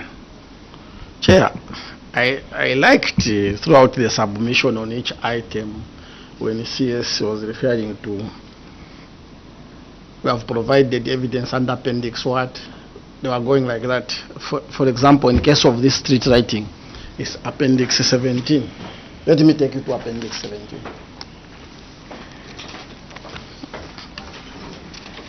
When you look at this maintenance plan, it's a document which is not even authentic, which has been put here. All we can see in this document is where you have a plan, you are carrying your objectives, maintenance responsibility, maintenance schedule, where you'll be training people, safety issues, budget allocation, but it does not indicate anywhere how much they've spent in terms of maintenance. So when you look at the evidence, the evidence doesn't show that they have started. Correct. So CS and your team, why have you chosen to mislead us that you have started maintenance when the evidence before this committee, Appendix 17, does not indicate that? It's just a document showing how you are thinking, and action has been taken, but on the action taken plan you have indicated that you have started maintenance. Here, no budget, zero. Why? To explain what Honorable Pavyuma has indicated, this is January 2025. The year under review is 2023. At this point, your report does not indicate when you started. Have you started today such that you have not spent anything on the maintenance? The whole 2024. So can you explain to this committee what you mean in your report? Because it's just a document. By this time, because by December, you realize that there was vandalism on street lights. By 2024, this plan, when was the plan put in place? Have you spent, or it was just prepared for 2025 because you are appearing? That is what he's asking, because the report does not indicate anything to show that you are executing the plan.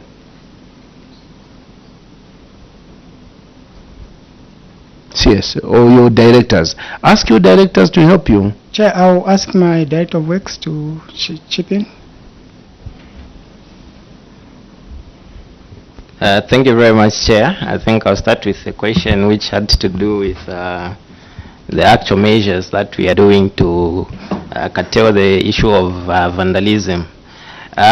When it comes to grid-powered street lights, the major component that is usually vandalized is the armored cable, which runs along the street light. So that is the easiest to get to. So in order for us to move away from that, hence the decision to replace those with solar street lights, because the fitting out there is usually not vandalized or stolen. Okay. Then in terms of some of the poles which are usually hit by motorists in the streets which are busier or near markets and things like that, we intend to put some sort of barricades around them so that when a vehicle carries off the road, it doesn't go straight into the pole itself. So this report is just a statement of intention.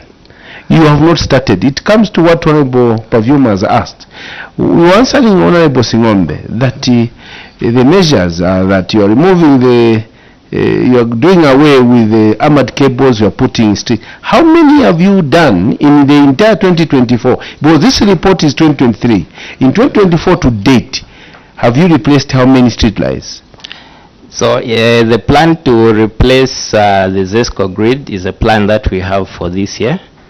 The existing street lights, those ones, we've just been replacing the fittings alone, which in terms of what the audit captured were just 2 of them.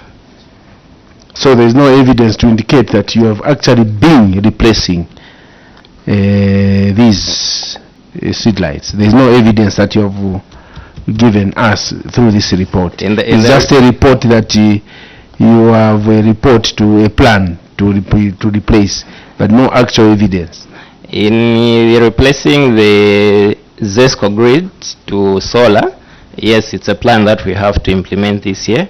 But in maintaining our existing solar street lights, I think it was an oversight. We should have attached a status report, which we can avail to the committee. We always advise, and especially the council secretary is not a new one, and I can see old people there in the system, even yourselves. This is an evidence-based committee. We don't just come here and read your reports, these reports you come up. Show us what you are doing, and you must be mindful that what we are looking at, we are aware, is 2023. So there must be some information or evidence speaking to actions taken from January 2024 to date. You say, for instance, this was the issue, we started working on it. In January we did this, 2024, by December. This is some of the actions, but due to financial constraints, we have not, but you show some effort. You are not doing that. So you are coming to respond to a report, to queries, without any actions that you are doing. That's what you're telling us. So this should be a lesson, because next time we're not going to spare you. We want these queries to come to an end. We are not going to encourage councils to take it as business as usual. That one we are going to assure you. You are employed to work, and can you show that you are working? Started obligations, nothing. So, Honorable Pavyuma. Thank you very much, Chair. Since now it's evident that on solar street lighting, your evidence on Appendix 17 is misleading, are you considering withdrawing your action taken on solar street lighting? Thank you very much, Chair. Yes? Bullet question? All the same. Simombe. Chair, now that they are saying it is meant for 2025, are they able to avail information to this committee in terms of how much money they've budgeted for? Because it is meant for this year. Yes, and Treasurer and the Director of Finance. Any budgetary allocations to show that street lighting will be now migrating from the green to, you call it green, or from ZESCO, Ahmad Cable to the green. The green actually is solar. Any evidence to show us that? And withdrawing the evidence that you gave us as a report. Chair, I think the committee has made those observations that this evidence is not covering what you are supposed to address. So we will withdraw that. Thank you. Evidence. I have a question on page, you have to hit to respond to the question of Rice Ngombe. Before I ask Mr. Mwanza, I have a short one on page 11 to do with construction of 15 shops at Sangalala Market. The report is very well articulated, and you have said that the project has since been completed, but a physical inspection of the shops carried out in March 2024 revealed that the shops had been completed. However, electricity was not connected to the shops. So, in your action taken, you have said the council has since paid for the connection of power to Sangalala Market, but ZESCO has not completed the connection. This was a project in 2023 which was completed. When the time of audit, it was not connected. The whole 2024. But the action taken is indicating as if the issue is with ZESCO. But when you look at Appendix 11, you paid to ZESCO somewhere in August 2024, after audit. Why did it take long for the council, a project which was completed in 2023, only to be paid for somewhere in August? I can't see the month very well, but it's August because the time of audit is March. The Appendix 11 indicating August 2024. And yet your report is saying the issue is with ZESCO. So why did it take long for you to pay for electricity so that the residents of Chilanga, Sangalala Market, can be opened and be utilized with electricity connected?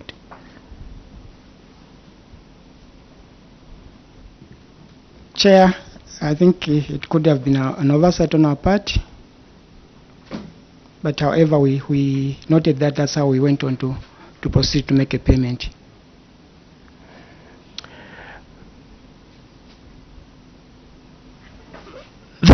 becoming a custom. You even have to master how to respond. It's either you sincerely, you regret, you apologize. That's how it is becoming business. Yes, this is not the first time. When you are coming before a committee, such an oversight committee, you must ensure you come up with these plans, when to do it, and auditors are coming. But immediately you leave this committee, you neglect your duties. Because I've read the entire document. That's why we're asking you the dates and everything. So you cannot beat us. Honorable Manza. Thank you, Chair. May I refer the committee to Appendix 1.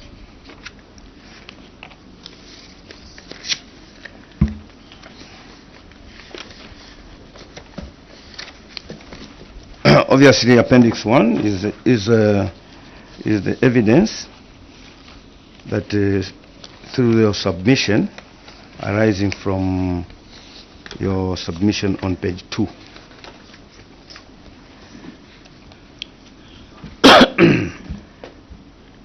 Page 2 is showing that the income and expenditure program for Chilanga had a balance of 15,294,356 kwacha. And the management has since spent 11,141,089 kwacha, leaving a balance of 4,144,000. The account of this expenditure is in Appendix 1 through the table showing the projects that have been executed and paid for to the amount of 11,141,089 kwacha. And the same appendix, the last page,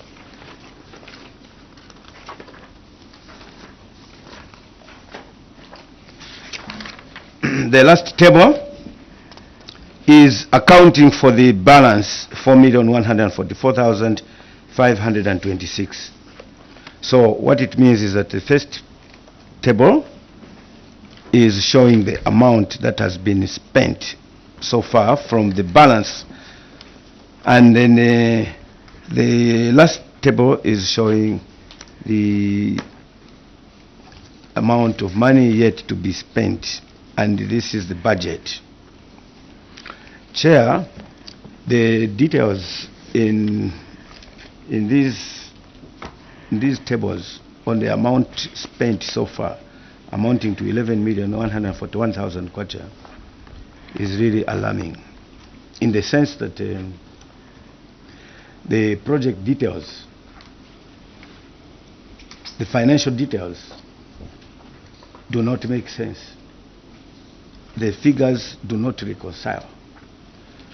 I can just take an example, because all of these projects, from project number 1 to project number 8, when I look at the contract sum and the amount of money that was spent at the final settlement, which is the final completion certificate, and what is written in this table, there is almost on every project there's there's an expenditure or okay, I just take an example, just any. Kalundu drainage. Kalundu drainage is a contract which is being executed by the ZNS. And the first question I want to find out is what is the status of this project as of now, 2 years down the line. Then if we go to financials, the amount that you have spent so far to date, according to your table on Appendix 1, is 8,638,800.91.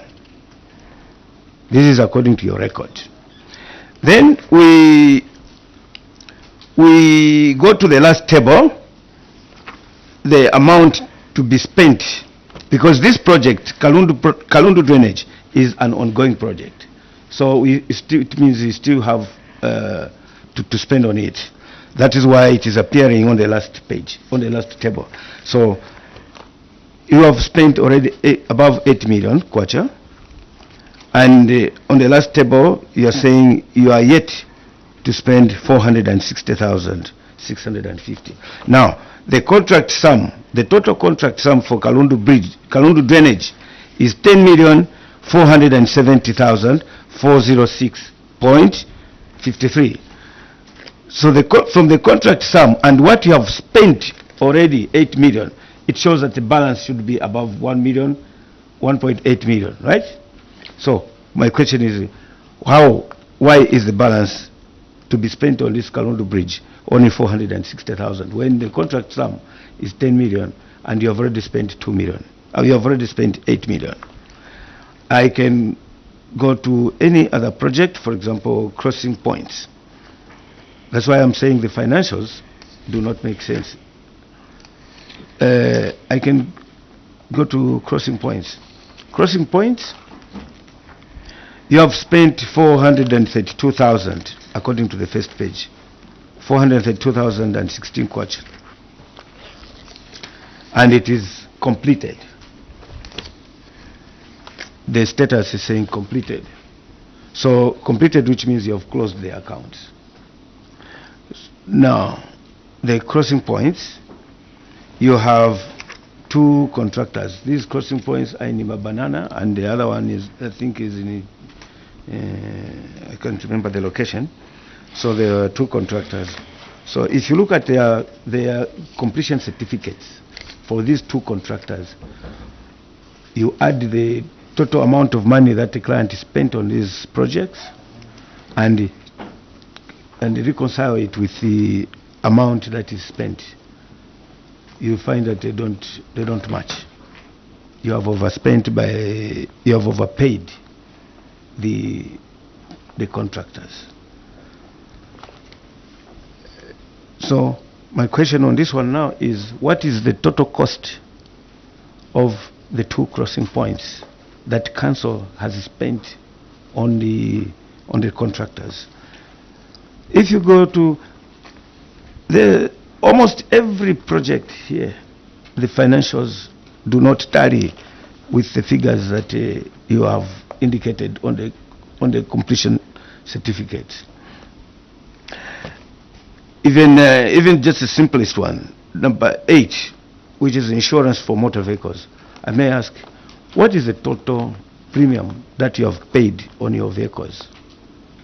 Take note of those questions, Director Finance, Director Engineering and CS. Yeah, what is the total premium that you have paid during the financial year under review, so that I can check with the amount spent on this table, on the first table, because what I see, I mean, you give us the value anyway, so that we can argue from there. Okay, we can allow them. Yes. Okay, before we allow them, on the same? A different one. Okay, you can go ahead. Thank you, Chairperson, for giving me this chance. I take you through your chair to page 18, Appendix 29.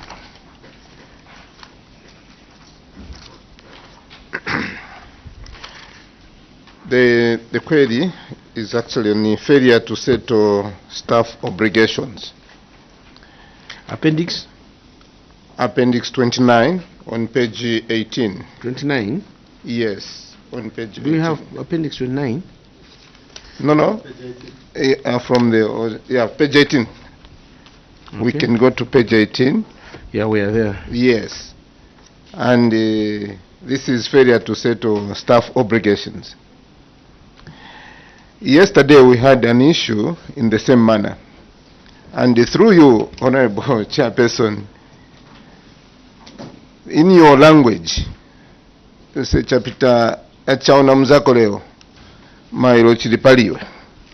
It looks like when you are in power and when you are in office, you don't foresee what is going to happen in the future when you leave office. And this is what is happening here. Chilanga Council, they have got this obligation of 1,273,771 kwacha. And according to the action taken here, they are saying management has since come up with a payment liquidation plan where every month kwacha 50,000 is paid to the old staff. So far from January 2024 to date, meaning last year they had paid, and they had paid the total amount of 340,000. From there, I would like them to show us the evidence on the amounts that they paid to these and who are those. I've tried to go through Appendix 19. Maybe I've not understood it very well. And also the people that are listening, they should be able to know the efforts that they are making. And also, on the remedial measure, they are also saying management has come up with a staff debt liquidation plan of paying 50,000 every month towards the old debt, and will ensure that the debt does not escalate beyond what is owed currently. And when you look at Appendix 19, honorable members, I want to take you to Appendix 19. Chilanga Town Council Payment Plan, Staff Debt 2025. It shows that they have actually made a plan. And the first one is on the 15th of January 2025. Under Mrs.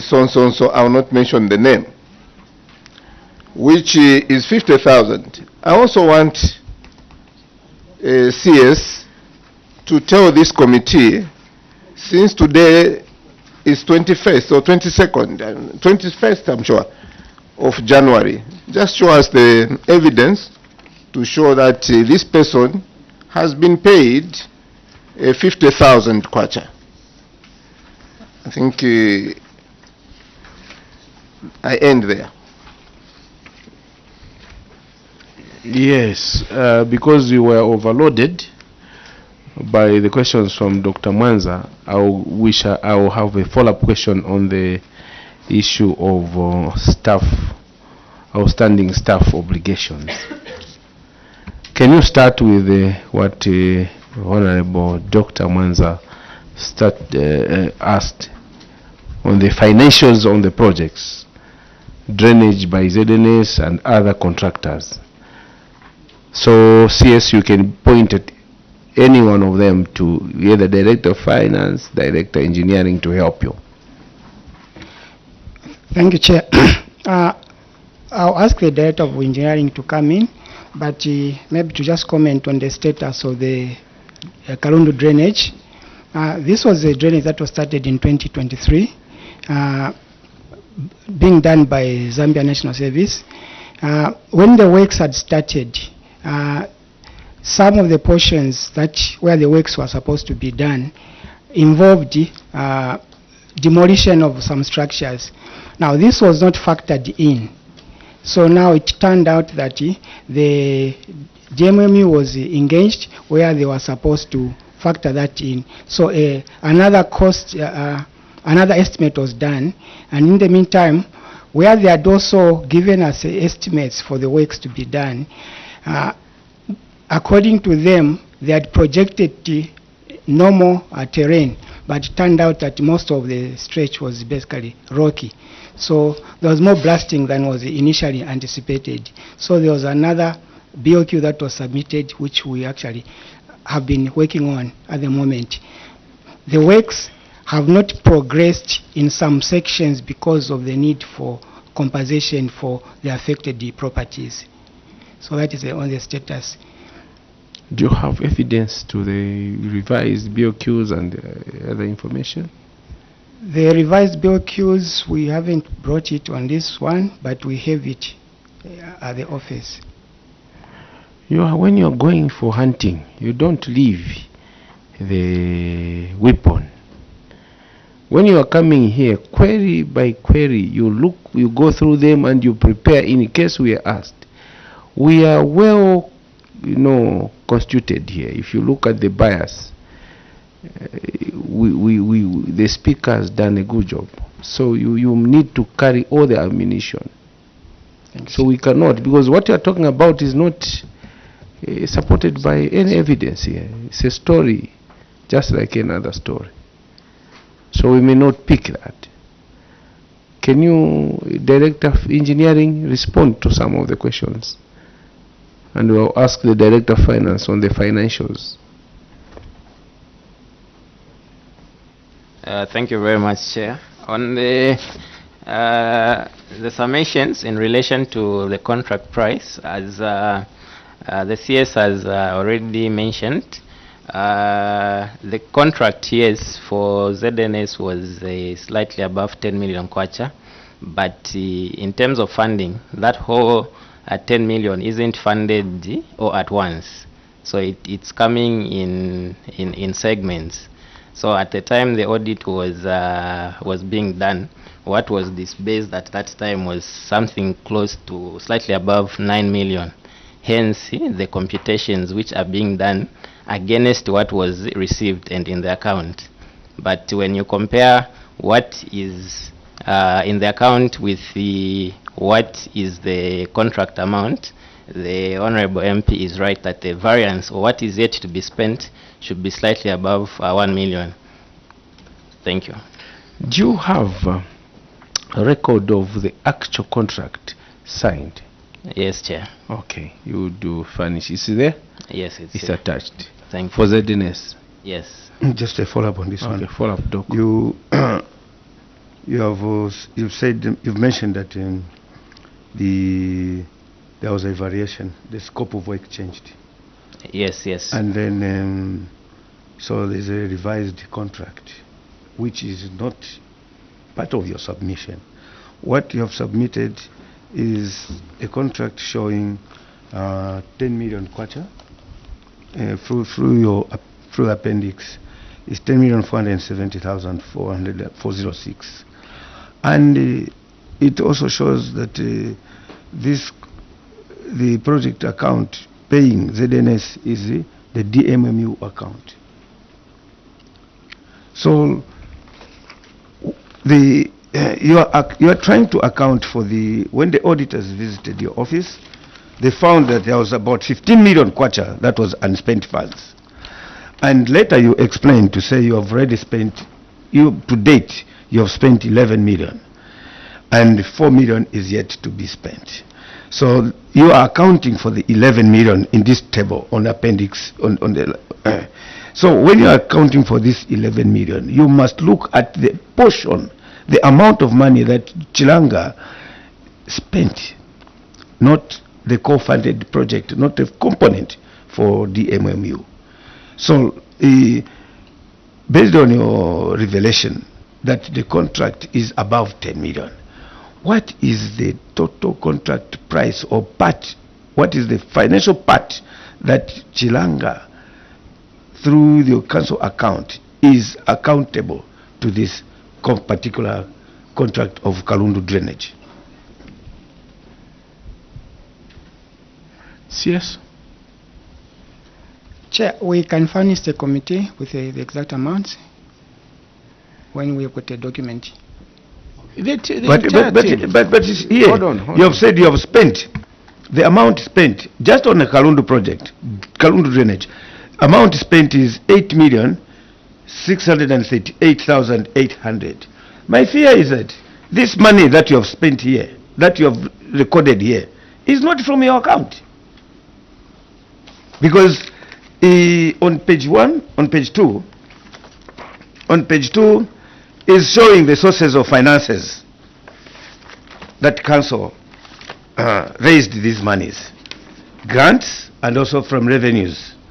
So when the auditors did the audit, they found that you had 15 million kwacha, you had 15 million kwacha which was unspent.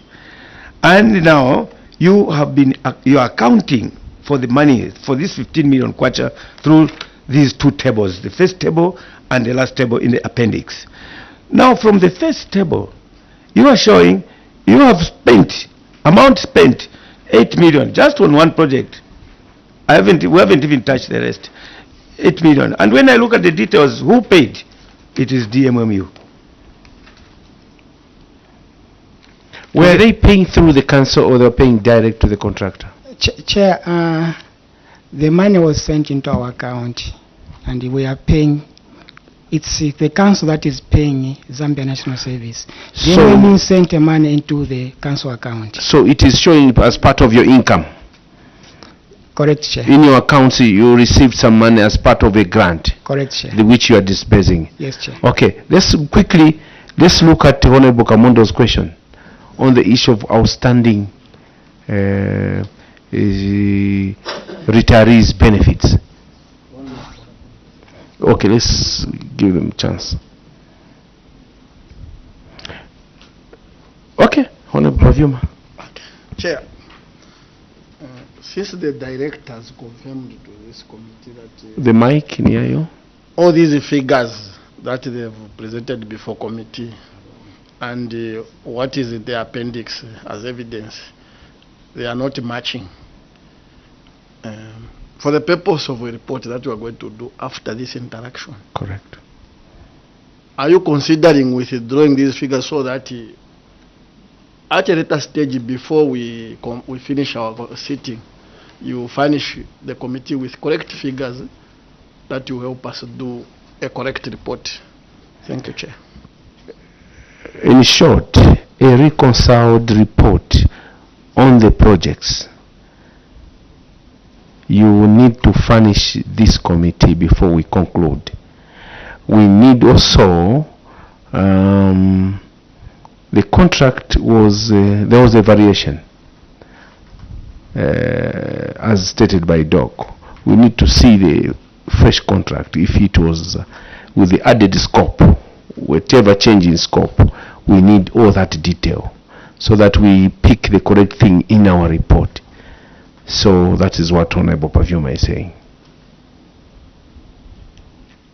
Chair, I think we can do that. Okay. The issue of outstanding staff obligations. You have come up with a very ambitious payment plan. Very, very ambitious, of paying 50,000 kwacha. It's on page what, Kamondo? It's on page 13, and some items is Page appendix 19, yes. Now, if you look at appendix 19, let's go to appendix 19.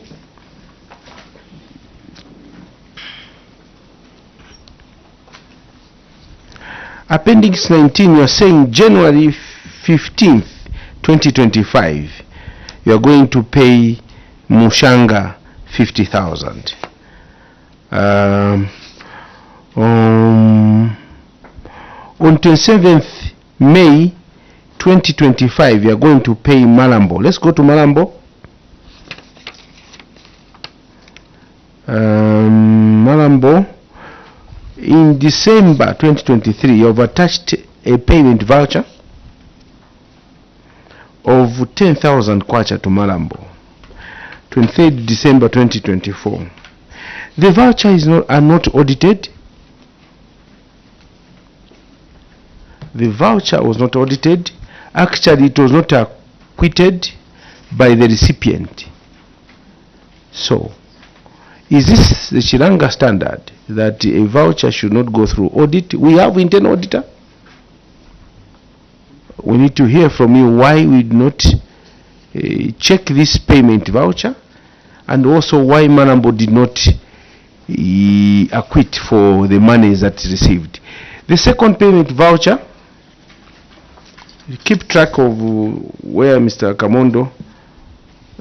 Only January 2024, you paid again Malambo. Here he acquitted. Then the auditor here, you did your job. You are Mr. Shawinta, Shangwita, your name? There is someone by the name of Samuvita, Shangwita. Is on internal audit also? Okay, this one was done. 10,000 to the same Marambo Albert. Again, November 2023, another payment voucher, which was not, the money was not received by Marambo, but it was paid to him.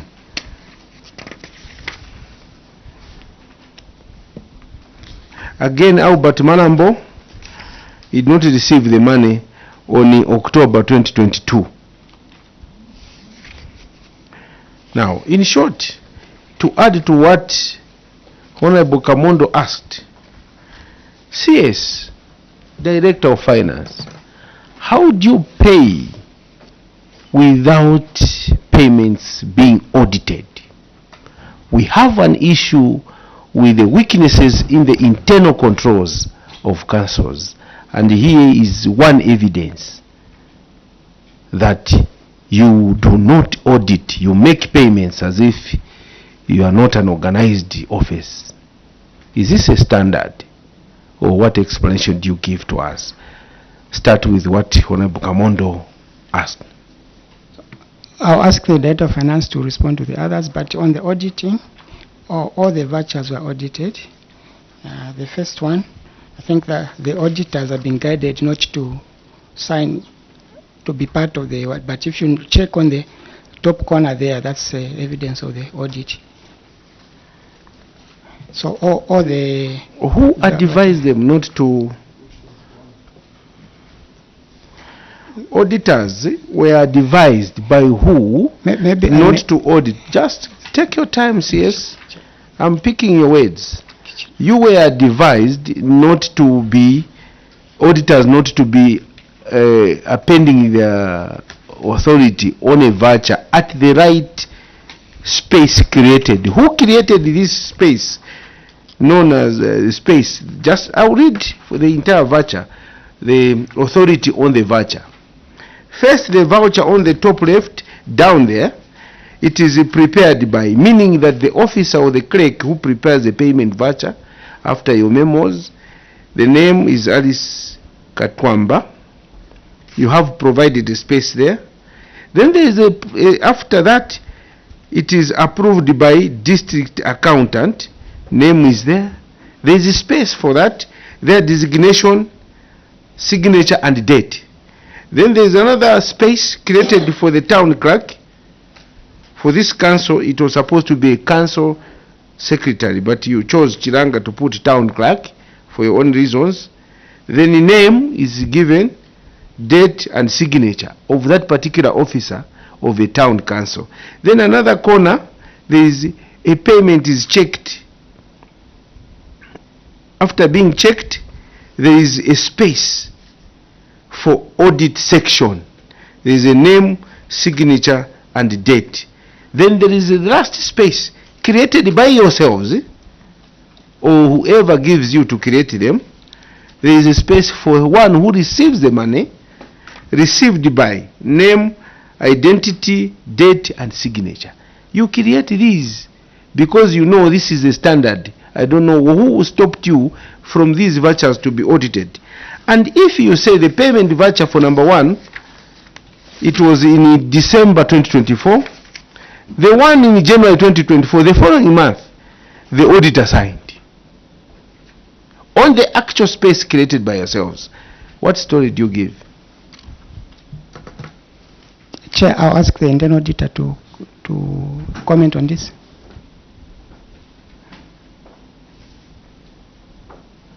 Thank you, Chair. So we've been advised by Control of Internal Audit not to be part of the process, but to just clear it on any part of the payment voucher, as you say. So we've been told to create what we call a pre-audit register. So that's where we just say we cleared it at pre-audit level. So we've been told not to be part of the process and sign here where it says audit section, but any part of the payment voucher. I submit. So the one who signed the other one on the space is not going against instruction from controller of audit. It's the dates, Chair. So one is in December, then one is in January. So the workshop would have occurred before this one had signed this payment voucher. The one who signed in December Is me. is yourself. Yes. Who signed on top. Yes. The one who signed in January. Was before we were told. Before you were told. Yes. Before we were advised. Okay. But why keep this space for you? Serious. Why do you create internal audit? Maybe as you deal with that, why the one who received the money could not sign for it? How do we know that this money was given to this person? Again, you are advised not to do that. No, Chair, I'll ask the Director of Finance to comment on the part on acknowledgement of receipt by the beneficiary. But as regards us maintaining the part for where the auditor signs, these documents are prepared in advance. So once we have run out this stock, we'll be able to prepare the appropriate documents. Where is the authority from controller of audit to confirm your position that you are stopped? Controller of government audit? Thank you, Chair. We have developed a new accounting manual which guides them that the internal audit should not be part of the system of where in the previous they used to sign there as part of the processes. Okay. But the new manual guides them that they are supposed to sign anywhere to acknowledge that they have pre-audited a payment. Okay. Yes, thank you. How about the recipient of the money? How do we know that this money was given to Albert Malambo? Chair, I'll ask the Director of Finance to comment. Chair, we normally pay through bank transfers, electronic. So it was an oversight, but however, we'll make the recipient sign as soon as he comes back to the office to collect the other payment. We know that you do transfers. The other voucher, he was able to sign. The time he came to sign, why didn't you ask him to say, can you acquit yourself? These are monies. At the end of the day, you have to reconcile. Someone should have evidence. Where is proof that this was the electronic transfer for this committee to accept? Because you have shown us payment vouchers. Some of them are acquitted, some are not. So how do we know that this money was actually, these people worked for their money?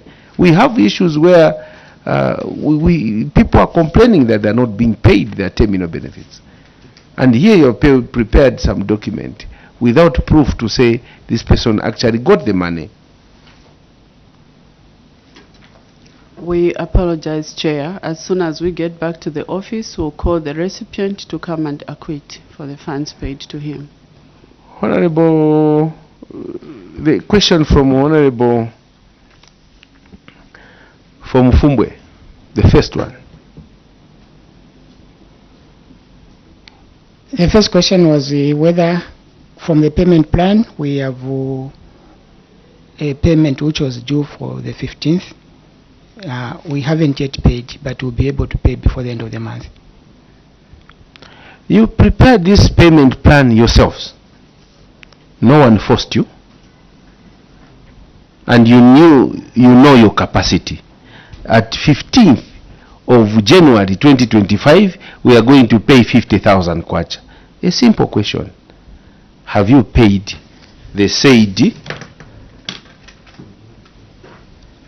person, Mrs. Mushanga, the 50,000?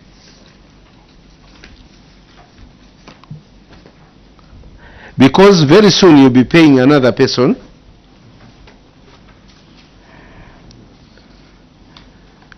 On the 28th of February, you'll be paying another person 50,000.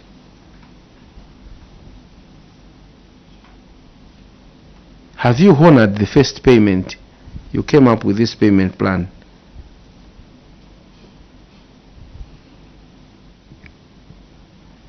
Who made this payment plan? Was it a decision of management or it was just the director of finance? Yes. Thank you, Honorable Chairperson.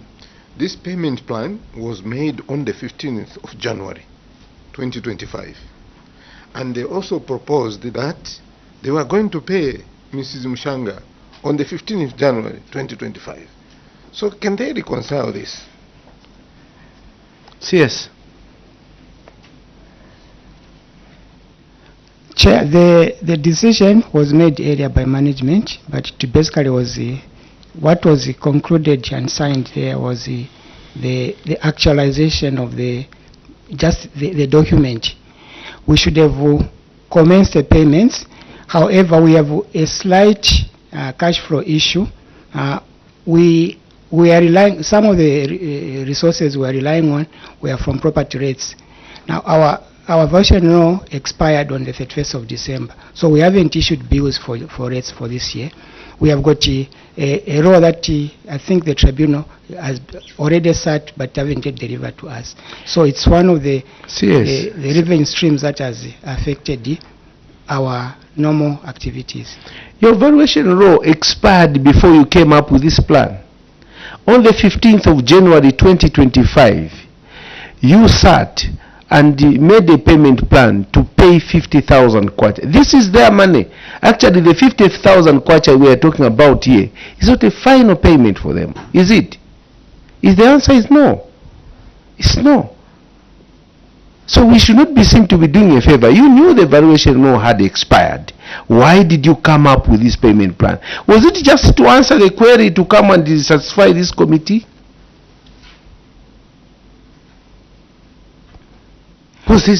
Who did this? It's not this committee. No one forced you. And you do things that you know that you're not going to honor. That is the attitude that we have in councils. It's an attitude issue. How do you mislead the public, mislead this committee? It's a serious matter. And you remember I conferred Cap 12. These are real issues. We're playing around with people's lives who did their best to save Chilanga Council their owed money. Here you have been paying payment vouchers of 10,000 kwacha. Here you put up ambitious things. You want to pay 50,000 kwacha. Yourselves, no one forced you. Then you fail to honor. How do we believe you are going to do this? And this is 2025. We are looking at the year 2023, January to December. Honorable Pavyuma. Thank you very much, Chair. On the same, failure to settle staff obligations on their action taken, CS and his team has told this committee that since January 2024 to date, they've so far paid 340,000 kwacha, and in their submission they've directed the committee on Appendix 19 as where their evidence is to, which will show what this payment. These payment vouchers, Chair, if you add them, they are only going up to 135,000, which they are not even authentic because people have not received, as you can see. And all the evidence that we have interrogated so far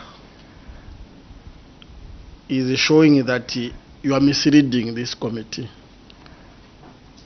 So, through your indulgence, Chair, can CS and the team tell this committee why Cap 12 should not be used against them?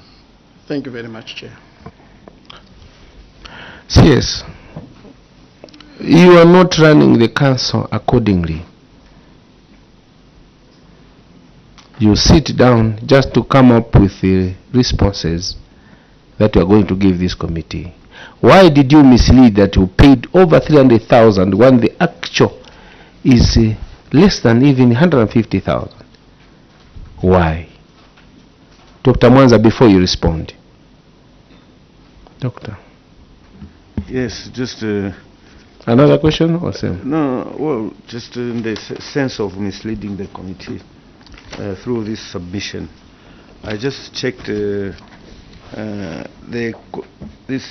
Chilanga bought a bus. They procured, is it a 42-seater or is it a 45-seater?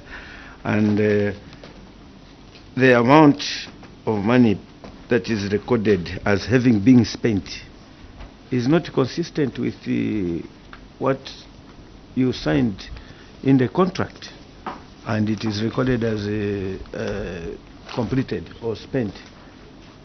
So I just want to find out, did they go through this report in terms of reconciling the facts?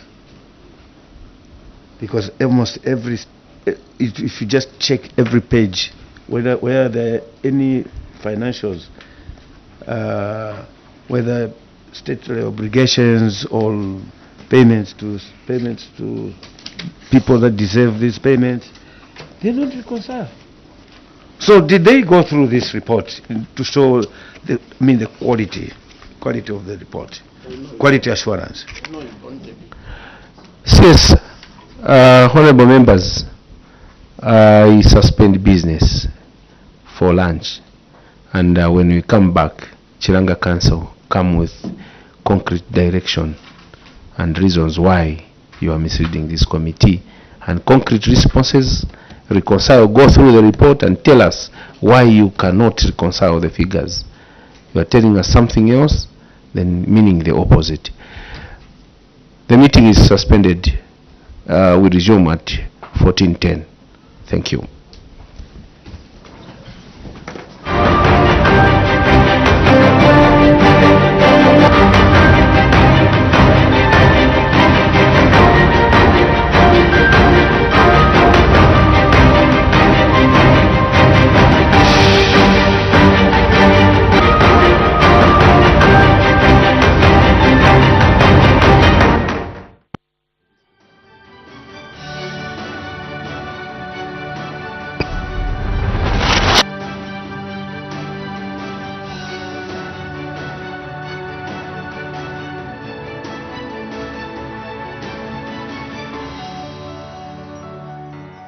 My name is Leonard Mbao, Member of Parliament for Mplungu constituency, Provincial Minister, Northern Province. I was born in 1980, right in Mplungu district. I did my primary school partly in Mplungu, then I went to Mbala, St. Paul's. I came to Ndola to do my secondary school at Chifubu Secondary School, it's in Ndola, where I completed in the year 2001. From there, I proceeded to do National Accounting Technician. It was called NATEC then. In 2002 up to 2004 when I graduated. Then went on to start doing the SCCA program. Professionally, after school in 2004, I think I joined the an accounting firm, Matutu and Company, and then I worked there for some time before I went on to do some work with an Indian firm called the Starscape. I worked there for about 2-3 years. Then I proceeded to join Tazama, where I worked for a number of years until I left Tazama in 2011. From there, I went now into business. Started a company called LBM Transport, where we were transporting fuel. Then this company grew. We went into distribution, started distributing fuel to various customers. And then finally, we also went into retail, where we are running a number of filling stations. From there, I think in 2015, I saw the need to go back home and try to help in terms of ensuring that the district sees the development. Because, as you might be aware, our district is quite poor. It's got two sides. We have got the valley where we do the fishing.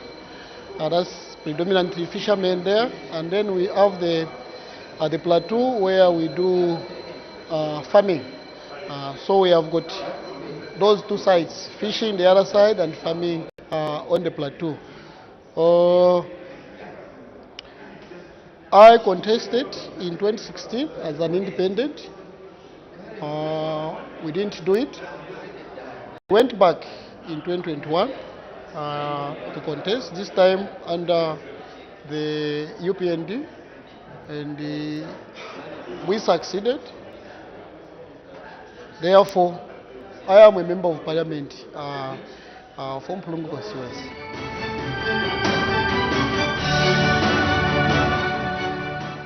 As I explained to Sir, Mpulungu has got two sides. We have got the plateau and the valley. And the economic situation is not that's something good that you can write home about. It's something we are trying as much as possible to change. So therefore we thank the government of His Excellency, Mr. Hakainde Hichilema, for giving us the CDF, which has really been enhanced from 1.6. It went to 25 million and now 28.3 million that we are sitting on. We are looking at, first of all, trying to improve in terms of the road network, which is very, very bad, especially on the plateau where it's a